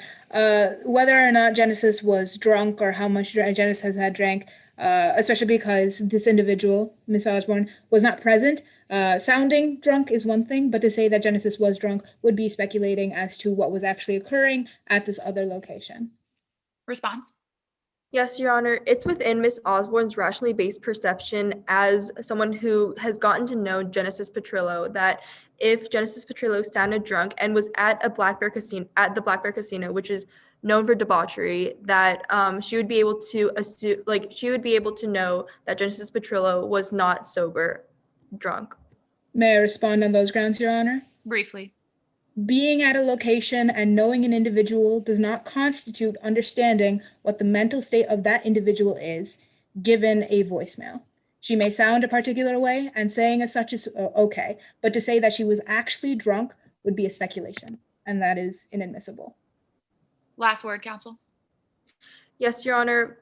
Miss Osborne would have the knowledge, the foundational knowledge to know that within her relationship between client and wedding planner, that if her client, Genesis Petrillo, who was known to have a penchant for partying, that if Genesis was found at the Black Bear Casino and sounded drunk, had slurred speech, was saying mean-spirited messages, that Miss Osborne would be able to know that Miss Petrillo was drunk. I'm going to sustain the objection. We're going to strike that portion discussing that she was drunk. I agree with plaintiff's counsel that it's fine to say she sounded drunk, but I don't think we've heard enough foundation to jump that far into the conclusion. So sustained, and we'll strike that portion about the fact that she actually was drunk. Yes, Your Honor. Miss Osborne, to the best of your knowledge, how was Genesis Petrillo? How did Miss Petrillo sound that night? Well, like I said, Miss Petrillo sounded pretty drunk. And when the voicemail ended, Harper seemed pretty upset. And he said, I swear one of these days Genesis is going to drink the wrong thing and it'll kill her. He sounded pretty concerned.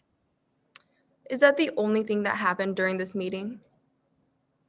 No, Casey ended up getting angry at that response and stormed out. But then the meeting was basically over. Do you know of any other times in which Miss Petrillo was drunk?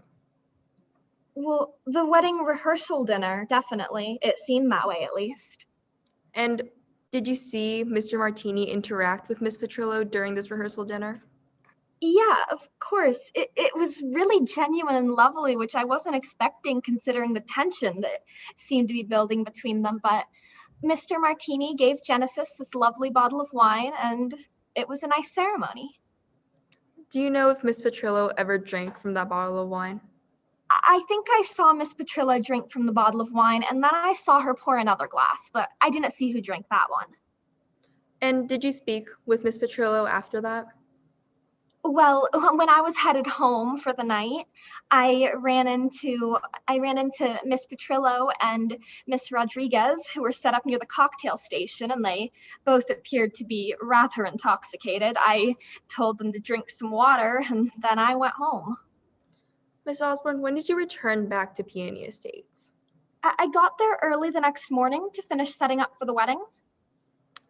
Did you talk with Mr. Martini at any point? Yeah, it was a little after 7, and I saw Harper drinking some coffee, watching everyone set up. So I went over, asked how he was feeling, and he said that he just wanted the wedding to be perfect and for Casey to have everything that she'd always imagined. What did you do next? I hugged him and told him I thought the day would go smoothly. I couldn't have known how wrong I was about to be. Now, when did you find out about Miss Petrillo's death?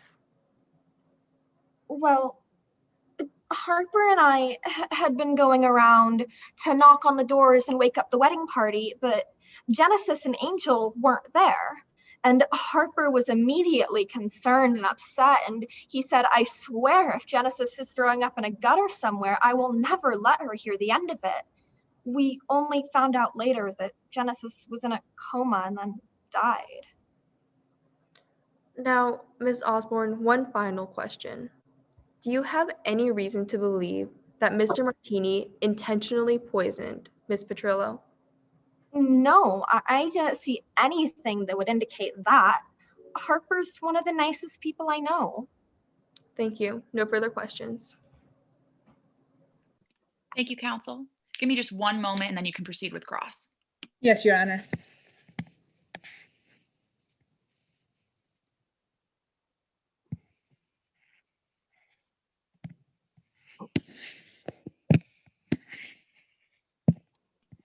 All right, you can proceed whenever you're ready. Thank you for waiting. Ms. Osborne, I'd like to discuss the tensions between Harper and Genesis during wedding planning. Okay. You thought we can talk about that. All right. You thought the wedding was doomed from the very start? Yeah, it seemed like it was going pretty messy. And that's because throughout the entire process, Genesis and Harper were constantly attacking each other. Yeah, both of them seemed pretty mean-spirited towards each other. And you really noticed the tension when you heard a voicemail from Genesis to Harper. Yeah, like I talked about, Genesis seemed really drunk, and it just sounded like a really horrible message to leave someone, but that wasn't my job. Harper played it for you?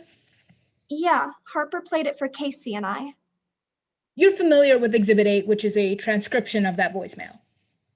Yeah, I've seen the transcript. Mr. Channinson, would you please pull up Exhibit 8? Per stipulation 3, this is pre-admitted. Thank you, counsel. You heard Genesis say that Genesis and Casey were going to move to France after the wedding. I'm sorry, I'm gonna need you to zoom in a bit. My eyesight's not the best.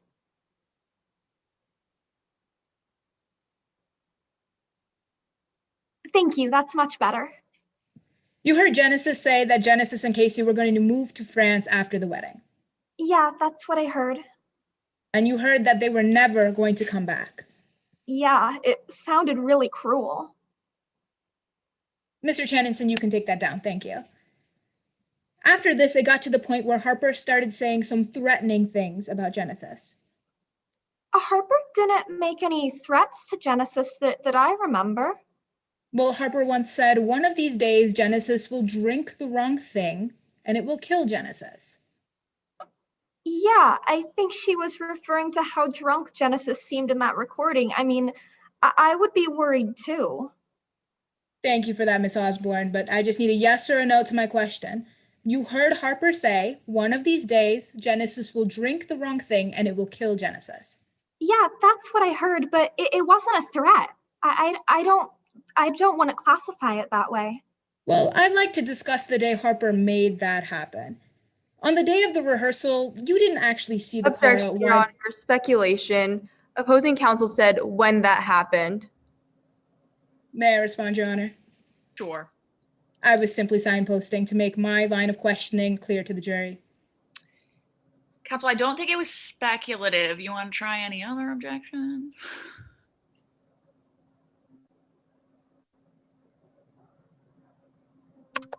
Your Honor, opposing counsel is testifying.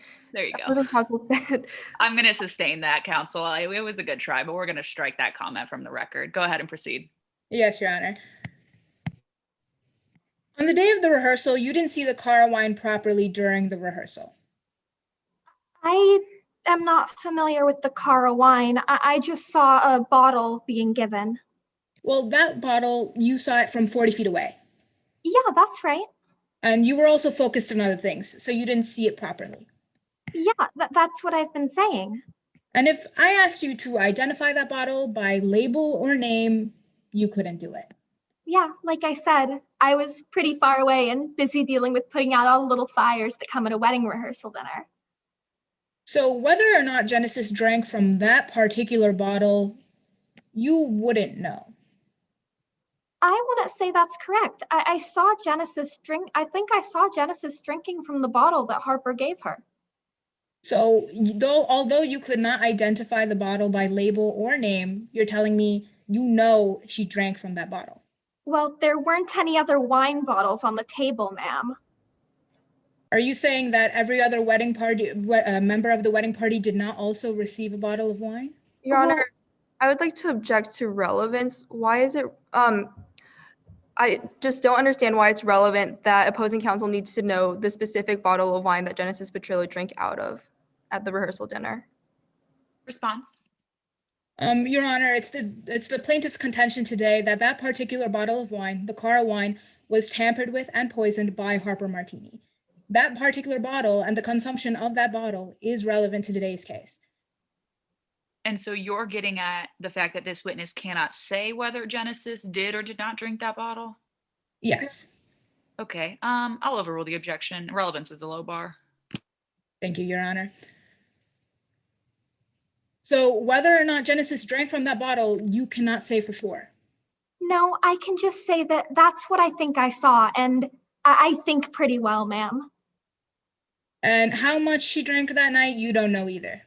No, I just saw her drink from that bottle, and then I saw her pour another glass, though I don't know who went to it, and then I saw her set up by the cocktail stand later that night looking pretty inebriated, but I wasn't counting her drinks or anything, although in retrospect, maybe I should have been. Directing you back to my question, how much she drank that night, you do not know. That's what I just told you, ma'am. But you were there for the moment Harper presented the Cara to Genesis. Yeah, I saw Harper give her the bottle of wine. It was lovely. And you heard Harper say, don't open this in front of other people. Yeah, I guess she just wanted it to be special and personal. I don't know. And you heard Harper tell Genesis, this is just for you. Yeah, that's what she said. It was a really genuine gift. Thank you. No further questions. Have a good day, ma'am. Thank you, counsel. Any redirect? No, Your Honor. All right, thank you, Ms. Osborne. You're excused. Defense, give me one moment and then you can call your next witness.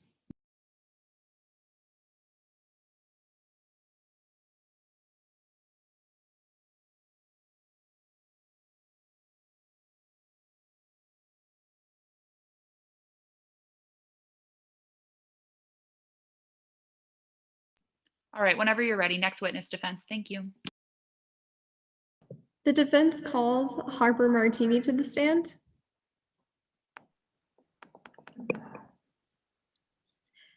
Mr. Martini, can you hear and see me clearly? I can, yeah, thank you. Please introduce yourself to the court. My name's Harper Martini. I'm the owner of Peony Estates and the pretty face attached to the name you've been hearing about all afternoon. Could you tell us why you're here today? Yeah, I'm here to be honest. I've heard a lot of what people have had to say about me today, and I'd like to clear some things up.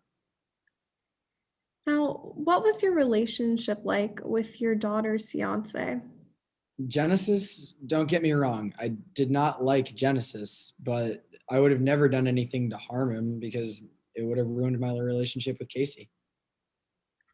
Now, what made you dislike Genesis? Genesis made me worry about Casey's safety.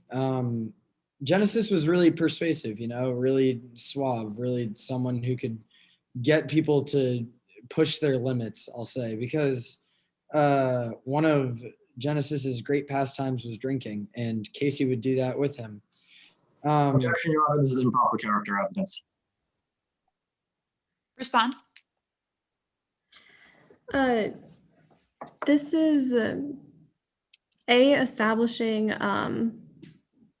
the foundation for part of our contention in today's court, which is that Genesis had hepatic disease, and that would just establish that Genesis had a habit of drinking, nothing necessarily about the night in particular. And then this is also just going to explain why Mr. Martini disliked Genesis. Response. Your Honor, in that case, I would amend my objection to misleading the jury. Just because Genesis had drank before it doesn't mean that Genesis drank to the point where Genesis would literally die of liver failure. To make that conclusion, we would need scientific data and facts, and Mr. Martini simply cannot provide that for us. And this testimony is simply misleading the jury. Response to the 403 objection, counsel? This question is more going towards why Mr. Martini disliked Genesis. That was actually the exact question. And so I would say that this is not in any way misleading the jury, but rather giving Mr. Martini a chance to explain why he didn't have the best relationship with his daughter's fiance. Okay, why don't we do this? I will give a limiting instruction of sorts that this answer should not be taken as evidence of hepatic disease or of excessive drinking or anything like that, just to establish the relationship between Harper and Genesis. So I'm going to overrule the objection, but we'll give the limiting instruction. You can proceed, counsel. Yes, Your Honor. So why did you dislike Genesis? Genesis made me worry about Casey's safety.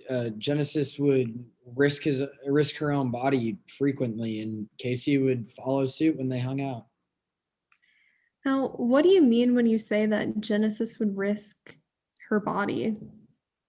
Genesis has a very unhealthy relationship with alcohol. How do you know that Genesis had an unhealthy relationship with alcohol? I mean, anyone who spent any significant amount of time with Genesis knew it wasn't really a well-kept secret. As a father, it sickened me, but I was always hoping it was something Genesis would shake. It made me really feel uneasy about their future together. Did anything else make you feel uneasy about their future? Yeah, it was really Genesis' behavior, because Casey would tell me these awful stories of Genesis getting high and drunk into the early hours of the morning and really just not taking care of herself. Now, Objection, Your Honor. Once again, this is misleading the jury without the limiting instruction. I think we've gone a little far here. I think we've now strayed outside of just establishing the relationship. We've heard that he knew of some of these bad behaviors and he was concerned about it. Counsel, is there anything new you could tell me that should persuade me that this does not now go way past the 403 bar of substantially more prejudicial than probative? Oh, well, this is actually substantially more probative than prejudicial, because this is going to the effect on the listener, because after learning about this particular instance is, as we'll see, why Harper Martini decided to do something in attempt to stop the wedding from happening. Can you proffer for me what we're going to hear? We are going to hear how, in an attempt to stop the wedding from happening, Mr. Martini did try to pay Genesis to leave his family alone. I think that you've laid enough foundation to say why he wanted to do that anyway without going this far. So I'm going to sustain the objection. Motion to strike. I will strike. I don't remember the exact language of the answer, but I do think parts of it got a little far. So we'll just assume that whatever the really far part was stricken. If there's any questions you need to ask me about for closing, what came in, we can discuss that once this examination's over. Yes, Your Thank Honor. you. Mr. Martini, did you ever share your concerns with Casey? Of course I did, but she never really wanted to talk about them. She would dismiss them immediately, and we would get into heated arguments, but I would never want to argue with Casey. She meant too much to me. What would you argue about? Right after Casey told me she got engaged to Genesis, I asked her, "Are you absolutely sure you want to spend the rest of your life with Genesis?" And how did Casey respond to your concern? Casey was upset. She was upset that I didn't trust her, and she told me that she had put up with my disdain for Genesis long enough. She didn't want to hear it anymore. So I promised to bury the hatchet. Genesis and I actually started to get along until at least May of 2019. Objection, Your Honor. This is speculation. May I be heard? Amen. Now, Mr. Martini can tell us whether he was getting along with Genesis, but to delve into Genesis Petrillo's mindset and would be speculating as to whether she felt those feelings as well. Response. Your Honor, this is not speculating as to the feelings of Genesis. Mr. Martini is simply testifying that he felt that they were getting along, and in order to grammatically say that, you say someone and myself are getting along, and it's not testifying as to Genesis's mindset, but just how they were acting around each other. It seemed as if they were getting along. I see your point, counsel, but I think the jury can see the phrase for what it is. And, if you have any concerns about it, you can take it up on cross. So I'm going to overrule the objection. Yes, Your Honor. Now, you mentioned May of 2019. What happened in May of 2019? Well, on Cinco de Mayo, Genesis took or did something that made him really sick. Casey called me immediately and was really concerned, so I rushed over there to help. And what happened when you got there? Well, Casey took me to the room where Genesis was, and Genesis didn't look all that great to me. Sweating through her shirt, and the whites of her eyes had turned a weird yellow. It was just a sickly sight. So what did you do? Well, at first I thought Genesis just had too much to drink, and I was gonna, let Genesis sleep it off like you do. But then Genesis started flailing uncontrollably, almost like she was having a seizure. I wanted to call 911, but Casey stopped me. Casey was concerned that Genesis might have taken something illegal and knew that Genesis didn't have great insurance. Objection, Your Honor. This is substantially more prejudicial than probative.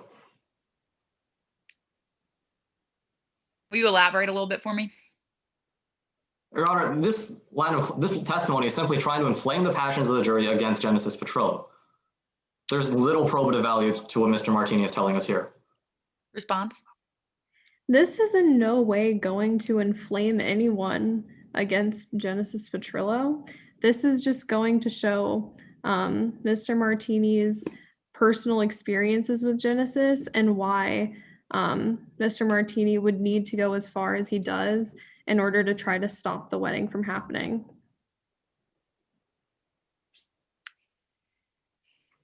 I think that, again, I think we're going a bit far. I do understand that, obviously it was an extreme act on his part to try to stop the wedding, but I do think to say that Genesis may have ingested something illegal, that's pretty inflammatory testimony. So I'm going to sustain the objection and strike that answer. Yes, Your Honor.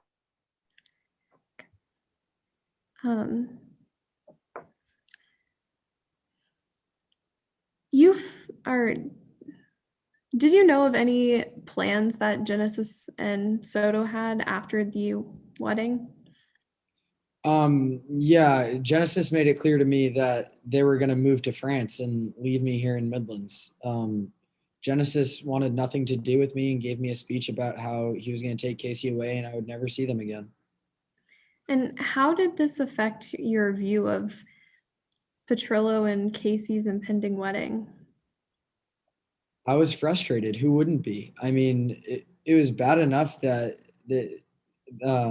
Casey was in danger here in Midlands where I was a drive away, but with them halfway across the world where I couldn't even see them, it would be heartbreaking to me. So what did you do to try to stop the wedding? I tried to pay Genesis to leave. I put $300,000 in an envelope and gave it to him along with a note. And what did Genesis do in response? Well, Genesis took the money, but I'm not sure if he was planning on going through with the wedding or not. I never got the chance to see. Could you tell us a little bit about the note you wrote with the money? Objection, Your Honor, to best evidence. Response. I asked that the opposing counsel explain his objection. What exactly?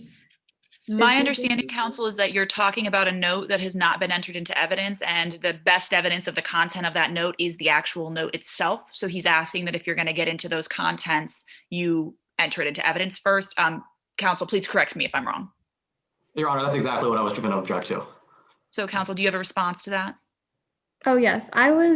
In my question, I was just going to get information about like why he wrote the note and like what his hope was from the note, not the exact content of the note. If you do that, that's fine, but I do think he was talking about what the note said specifically. So if you want to get into what the note said, you need to enter it into evidence, okay? Yes, Your Honor. So for right now, I believe there was some testimony specifically about what the note said, so I will sustain to that extent and strike that portion. But if you want to talk about why he wrote the note or, what his motivation was, anything like that, that's fine. Yes, Your Honor. So why did you write the note? I wrote the note to try and get Genesis away from my daughter. I didn't want him to see Casey anymore, or her, excuse me, and it was a last resort. I would have done anything at that point. Clearly, I gave up all that money just to see him go. What would you do? What were you planning to do if the note didn't work? I was gonna contact the authorities. I knew that. Objection, Your Honor, once again to best evidence. May I be heard? You may. Your Honor, the defendant actually had a plan written out in the note for what would happen if Genesis wouldn't leave after getting paid $300,000. Opposing counsel should enter this note into evidence and allow the jury to see it instead of allowing Mr. Martini to just give a brief overview of the note. I think that the question here was very carefully tailored to not say what did you write your plan was, but what was your plan. If you want to enter that note on cross, I think that's totally fair. But for right now, I'm going to overrule the objection. Yes, Your Honor. So what were you planning to do if the note did not work? I was going to contact the police and try to get them to take Genesis away. Now, Mr. Martini, I'd like to shift gears and talk about pesticides for a moment. Do you know what happens when someone ingests pesticides? I do. I've seen it myself. There was an employee actually at the winery who accidentally drank a little bit of wine that had pesticides in it. And what happened after that employee ingested that? He got very, very ill very, very quickly. It was almost like the drop of a hat. It was really scary, actually. We had to rush him to the hospital. Now, Mr. Martini, as you know, you've been accused of poisoning the bottle of wine you gave as a gift to Genesis Petrillo. So I have to ask, did you intentionally poison Genesis Petrillo? No, absolutely not. I was still holding out hope that Genesis would take the money and run. If I were going to do that, then I would lose my winery and I would lose my daughter, the two most important things in the world to me. Why would I risk any of that? What do you mean you would lose your winery? No one wants to drink poisoned wine. The case already has been awful for business. It's been devastating. And what do you mean you'd lose Casey? Casey would never forgive me, and she means the world to me. If I ever did anything to hurt Genesis, then I would never see her again. No further questions, Your Honor. Thank you, counsel. Give me just one moment and then we'll get to cross.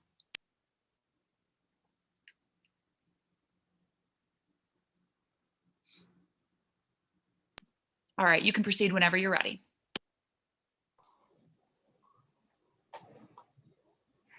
Mr. Martini, I want to pick up with that note that we mentioned on direct examination. You wrote that note in late May of 2019. I did. You'd recognize that note if I showed it to you today? I wrote it, didn't I? Mr. Chanison, could you please pull up Exhibit 24? Mr. Martini, this is the note, right? That's the note. Fair and accurate copy? It looks to be. Hasn't been changed or altered in any way. Not that I can tell. Plaintiff offers Exhibit 24. Any objections? No objections, Your Honor. Okay, Exhibit 24 is admitted. You wrote to Genesis, I need you out of our lives. That's what the note says. You wrote those words.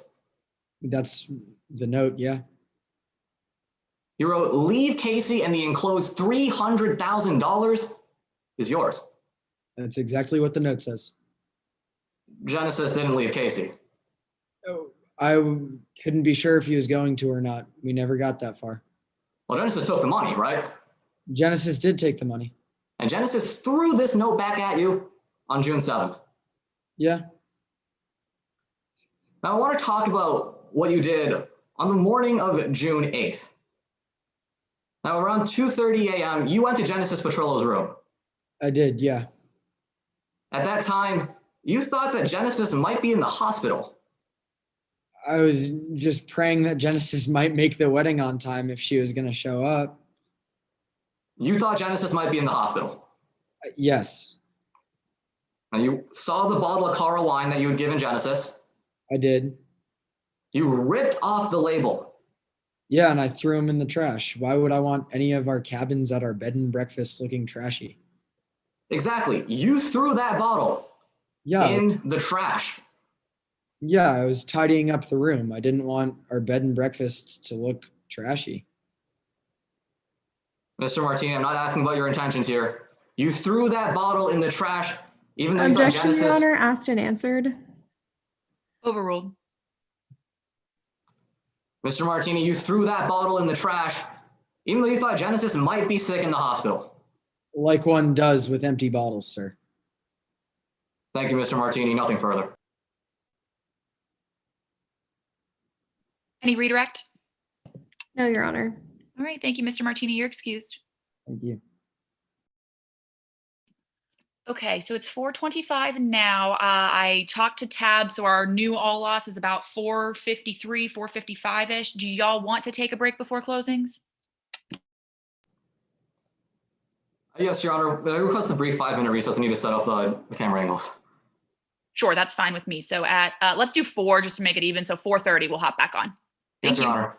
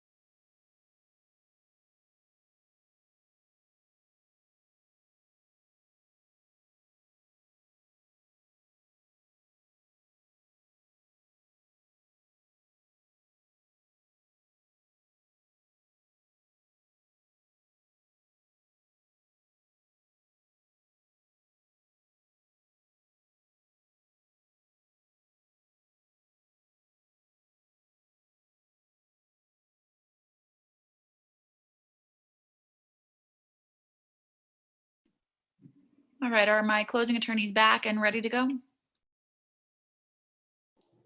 Yes, Your Honor. You can proceed whenever you're ready.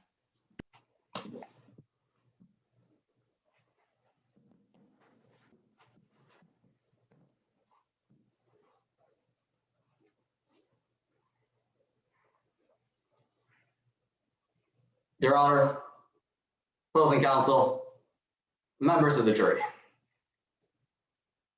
Harper Martini was running out of time.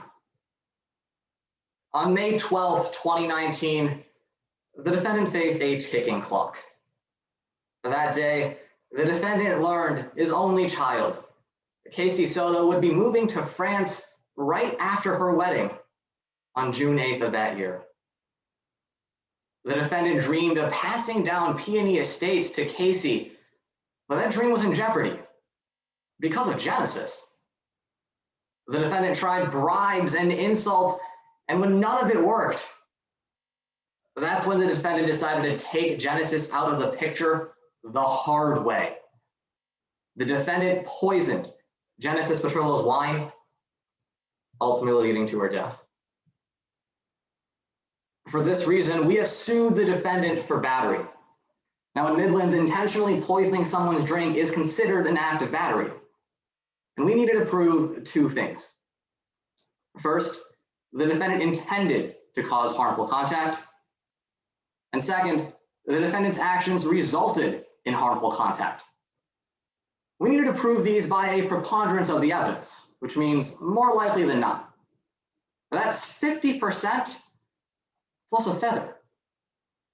And even if that one solitary feather tips the scales of justice ever so slightly in our favor, you must find Harper Martini liable.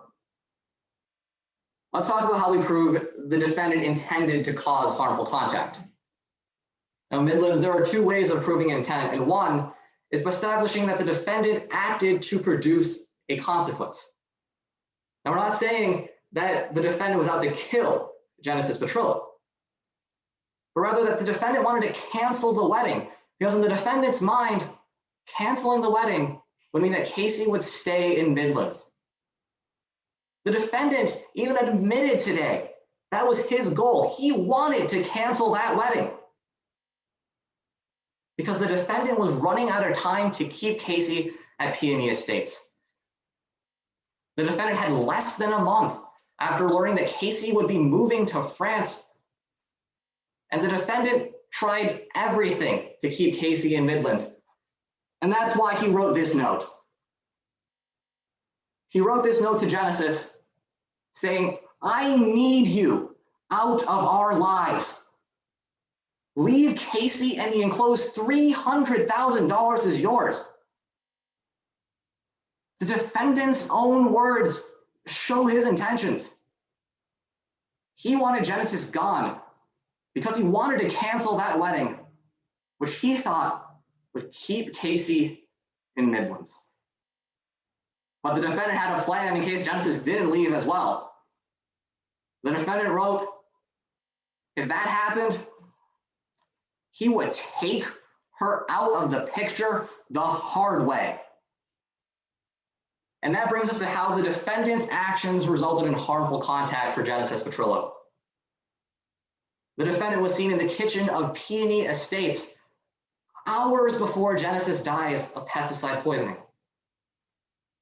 Genesis was the only person to receive the bottle of Cara wine, the only person to drink from it, and the only one to suffer from pesticide poisoning.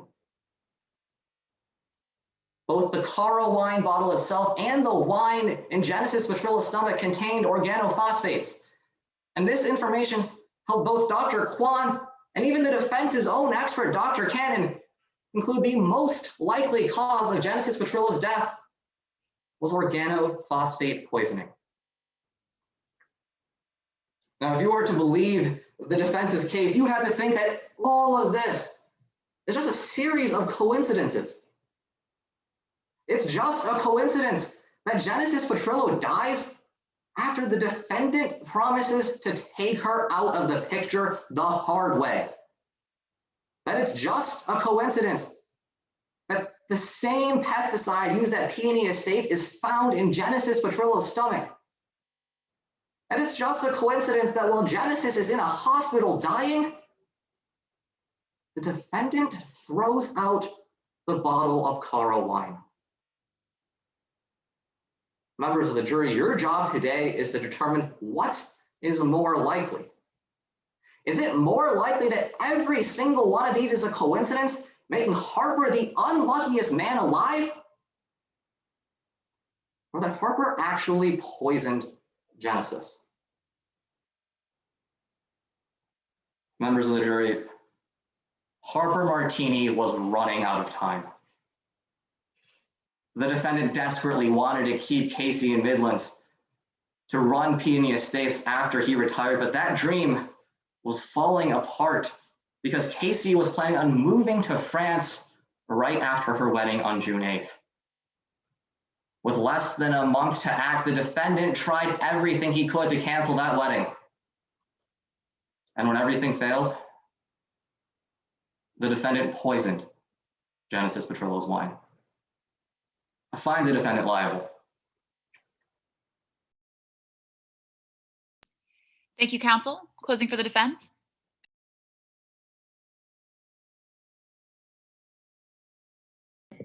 Yes, Your Honor. Your Honor, opposing counsel, members of the jury, the plaintiff says the defendant Harper Martini was running out of time and therefore acted so irrationally so that he publicly presented a bottle of wine that he poisoned to get rid of Genesis Petrillo. The plaintiff is running out of excuses for their lack of evidence and their lack of sound reasoning. As we saw throughout today's case, there is a simple explanation for Genesis Petrillo's death. Genesis Petrillo died of liver failure, not pesticide poisoning. Earlier, the plaintiff walked into this room with a battery claim. And in order to prove their claim, they would need to prove to you by a preponderance of the evidence, meaning more likely than not, that Harper Martini intentionally poisoned Genesis Petrillo using Harper Martini's own wine in a way that caused Petrillo's death. Members of the jury, the plaintiff lacks the evidence and the reasoning to support this. And in order to make that inference, you would have to jump through hoop after hoop about why Harper Martini would use his own wine to publicly poison Genesis Petrillo, how much pesticide could have gotten into the wine, when pesticide could have gotten into the wine, and if pesticide was actually the cause of Petrillo's death. The fact that you have to reach in order to come to all of those conclusions proves that the plaintiff failed to meet their burden. They were talking about you need 50% and a feather. The fact that they don't have any evidence and they lack reasoning behind their evidence means that they're not even close to that 50% plus a feather. Now, at the beginning of today's trial, my co-counsel, Shanna Kim, asked that you keep 3 questions in mind in today's case. And as we walk through those 3 questions, we will see how the plaintiff lacks the proof needed to meet their burden. We'll see that there is a simple explanation for Petrillo's death: liver failure, not pesticide poisoning. The first question we asked was, why would Harper Martini poison Genesis Petrillo with Cara wine? It just doesn't make sense. We heard from Harper Martini today that would risk the 2 things he loves most in this entire world: his daughter and their relationship, the only living family member he has, and his business, Peony Estates, the thing that keeps him alive. Why would he risk something like that? Mr. Martini explained to you, yes, he didn't like Petrillo. And yes, he wanted to stop the wedding. But the plaintiff just tried to mislead you, saying that wanting to stop the wedding is the same thing as battery. What matters is that they needed to prove that it was through poisoning the bottle of wine that he intended to stop the wedding. You heard from Martini. He wanted to pay him off. He was going to call the cops. He was a desperate dad trying to protect his daughter. They threw around the term helicopter parent as if that's something bad, controlling, something that would turn him into a murderer. A helicopter parent cares about their child and wants to protect them. The second question we thought about was, could pesticide poisoning really have caused Petrillo's death? The plaintiff failed to prove that the wine Petrillo drank was contaminated with pesticides. The wine itself was never tested. The only test of the bottle that they had was the bottle test. But let me talk to you about that bottle test for a second. The bottle that they tested was found in a dumpster with open canisters of pesticides. So the only thing that proved was that, yes, things get dirty after rolling around in a dumpster. The last question we wanted you to think about was, what else could have caused Petrillo's death? Today we called Dr. Cannon to the stand, and Dr. Cannon told you that all of Petrillo's symptoms were consistent with hepatic disease, and that hepatic disease is a liver condition commonly associated with alcohol abuse. Members of the jury, several witnesses today testified to Genesis Petrillo's unhealthy relationship with alcohol. The plaintiff wants to characterize that as a coincidence. Well, I think it's a coincidence that the plaintiff happens to not have any actual evidence about the level of organophosphate in Petrillo's blood, the amount of organophosphate in the wine, and how or when pesticides could have gotten into the wine. As you use your common sense in today's case to think about these questions and evaluate what was actually evidence in this case and what actually makes sense, you will find that Harper Martini would not go out of his way to publicly poison Genesis Petrillo and lose his relationship with his daughter and lose his winery.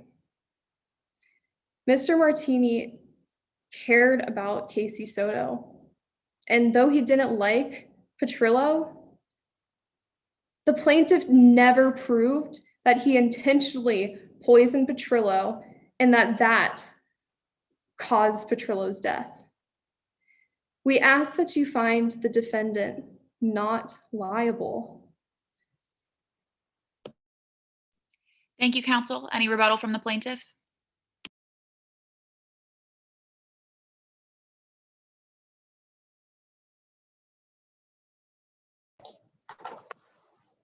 Yes, Your Honor. May I proceed? You may.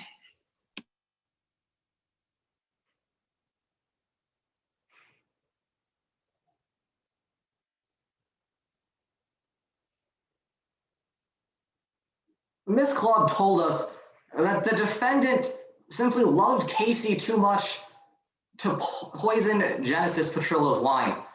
But members of the jury, read the defendant's own words. The defendant says he would take Genesis out of the picture the hard way if she refused to leave Casey. Are these the words of a parent that concerned about Casey's happiness? Members of the jury, Ms. Clubb said that the defendant was a desperate parent, and we agree. These are the words of a parent desperate enough to poison Genesis Petrillo.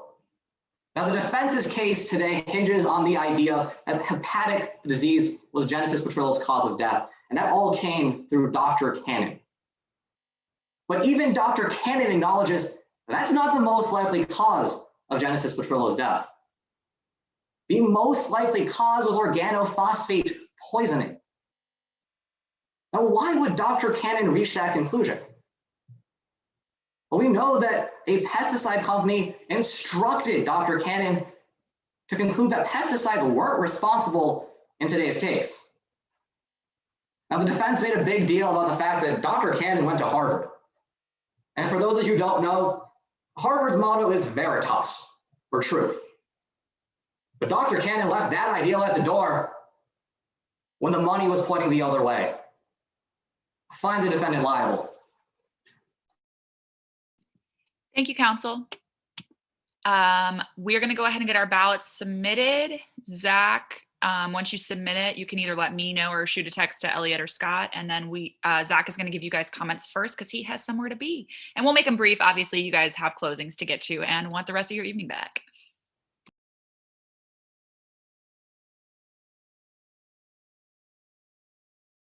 I'm submitted, Danny, I think. Okay, perfect. Does it say submit on the screen? Yeah, it does. Perfect. Okay, I'll let Elliot know. Thank you. You can go ahead with comments. Cool.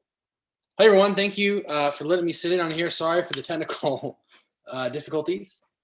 Thank you, Danny, for filling in. So my name is Zachary Harris. I'm a attorney here in Winston-Salem. That feels really cool to say. I graduated last year, and so I'm brand new. Danny and I were teammates at Wake Forest, where I was on both the AEJ trial team and the Tournament of Champions trial team. I have no undergrad trial experience though, so kudos to you guys. I'm gonna give some overarching feedback, and then I'll give a couple narrow feedback on the closings that I didn't put in the remark. Overall, I thought that you all did a very good job. This felt very natural as advocates. In the last trial I evaluated, I asked one of the advocates if she was from Wake Forest because it was a Danny Kunkel closing. I mean, they were the same person. Mannerisms, everything. I was like, oh my goodness, that must be one of her. Because Danny, you coach, don't you, or used to coach Wake Forest? Sorry, I'm revealing bias here. I do coach still, yes. So, and it wasn't one of your students, which to me illustrates a point, which is that there can be a tendency to put on this trial character, which I think is ineffective. I've always found that in people with people in general, we value genuine connection, and between an advocate and a jury, it's the same way. There's no reason for us to think that it's any different. And so passion's good, advocacy's good, but I think that if you're not genuine, the jury's going to smell bullcrap, and you're not going to be effective. So all that to say, that I felt like you guys did a good job with that. I just continue to monitor that. I noticed throughout that you guys were referring to the hearsay arguments, right? It's not often for the truth of the matter, things like that. When a hearsay objection wasn't raised, I just thought that was unique, and not in a good way. Like I'll say something else unique here in a minute, but that was not a good way. I think that just shows maybe a lack of confidence with the rules, which I guess is fine, but it's something I noted. Dr. Cannon, I really enjoyed Dr. Cannon. I forget who Dr. Cannon witness was. Are you visible right now? You're not. I don't think you are. I've really enjoyed Dr. Cannon. Hello. And both your direct examination and then your crossing attorney. First of all, I thought that on direct examination you were incredibly believable, incredibly credible. That was one thing I put in the notes. It's like, you should be blowing away this ED doc away. Like, what does the ED doc know? Like nothing. She's great. Doctors are awesome. They're the only people that I immediately concede are smarter than me, even though I'm a plaintiff's attorney. But come on, we got Harvard. Like, you should be blown out. And then as from a character perspective, you did. That's not a comment on the performance of the ED doc.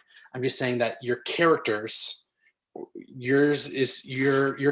is not supposed to be as qualified, in my view, as Dr. Cannon, and I think that was effectively portrayed, which again is not a criticism of the person portraying Dr. Kwan. I don't see Mr. Chamison here. I hope he's listening. I wanted you to sit down after the first three questions on your cross, because I thought you had proved the whole thing. She's a causation expert and a damages expert, and you got her to say, okay, she died from respiratory distress, right? Yeah, respiratory distress was caused by pesticide, right? Or something like that. And then you had a third question, which I don't remember. But my head was like, done, case proven, sit down. Like, and you know, I understand why you don't. You're in a trial, you want to keep going. But to me, it was like, I don't know what else you can get from the witness. The witness has just conceded that the chain of causation which led to the death is pesticide. And she doesn't know about where the pesticide came from. So use your other witnesses to get to that. I wanted you to sit down right then. Mike, or excuse me, Max, rather, I would have liked you to have made more of that in closing. Make it so clear that like causation here is not even in dispute anymore because Dr. Cannon conceded. And now maybe y'all see it differently and I'm missing something, but in this guy's head, I thought causation's done. All we got to do is show that the pesticide was intentional and not accidental. And then we'll have battery. Okay. Let me give a few Zoom notes. These are not things that I took into account for in terms of scoring. So if I criticize you, don't worry. This was a learning experience for me on our firm. We've been doing Zoom depositions, but we've not yet done a Zoom trial. And I'm praying that we don't come to that. North Carolina is getting ready to go back to live jury trials. And so I'm not a fan of Zoom trials. And I think this competition has reinforced that. Not because, sorry, Danny's, not because you guys have to say, I just think the limitations of the form are there. But I think you guys did some things that made the form better than it wanted to be. Okay, I think that makes sense. First, let me say that, man, you always got to watch your facial reactions. Madison, I know you did that when someone made an objection, you went like, and I get it. In retrial, like in live court or live mock trial, you got to watch that. It's even worse here because it's you and it's y'all's two faces. So anything you do, the jury's looking right at it. Which on one hand can be effective if you want to like demonstrate that this person's full of crap.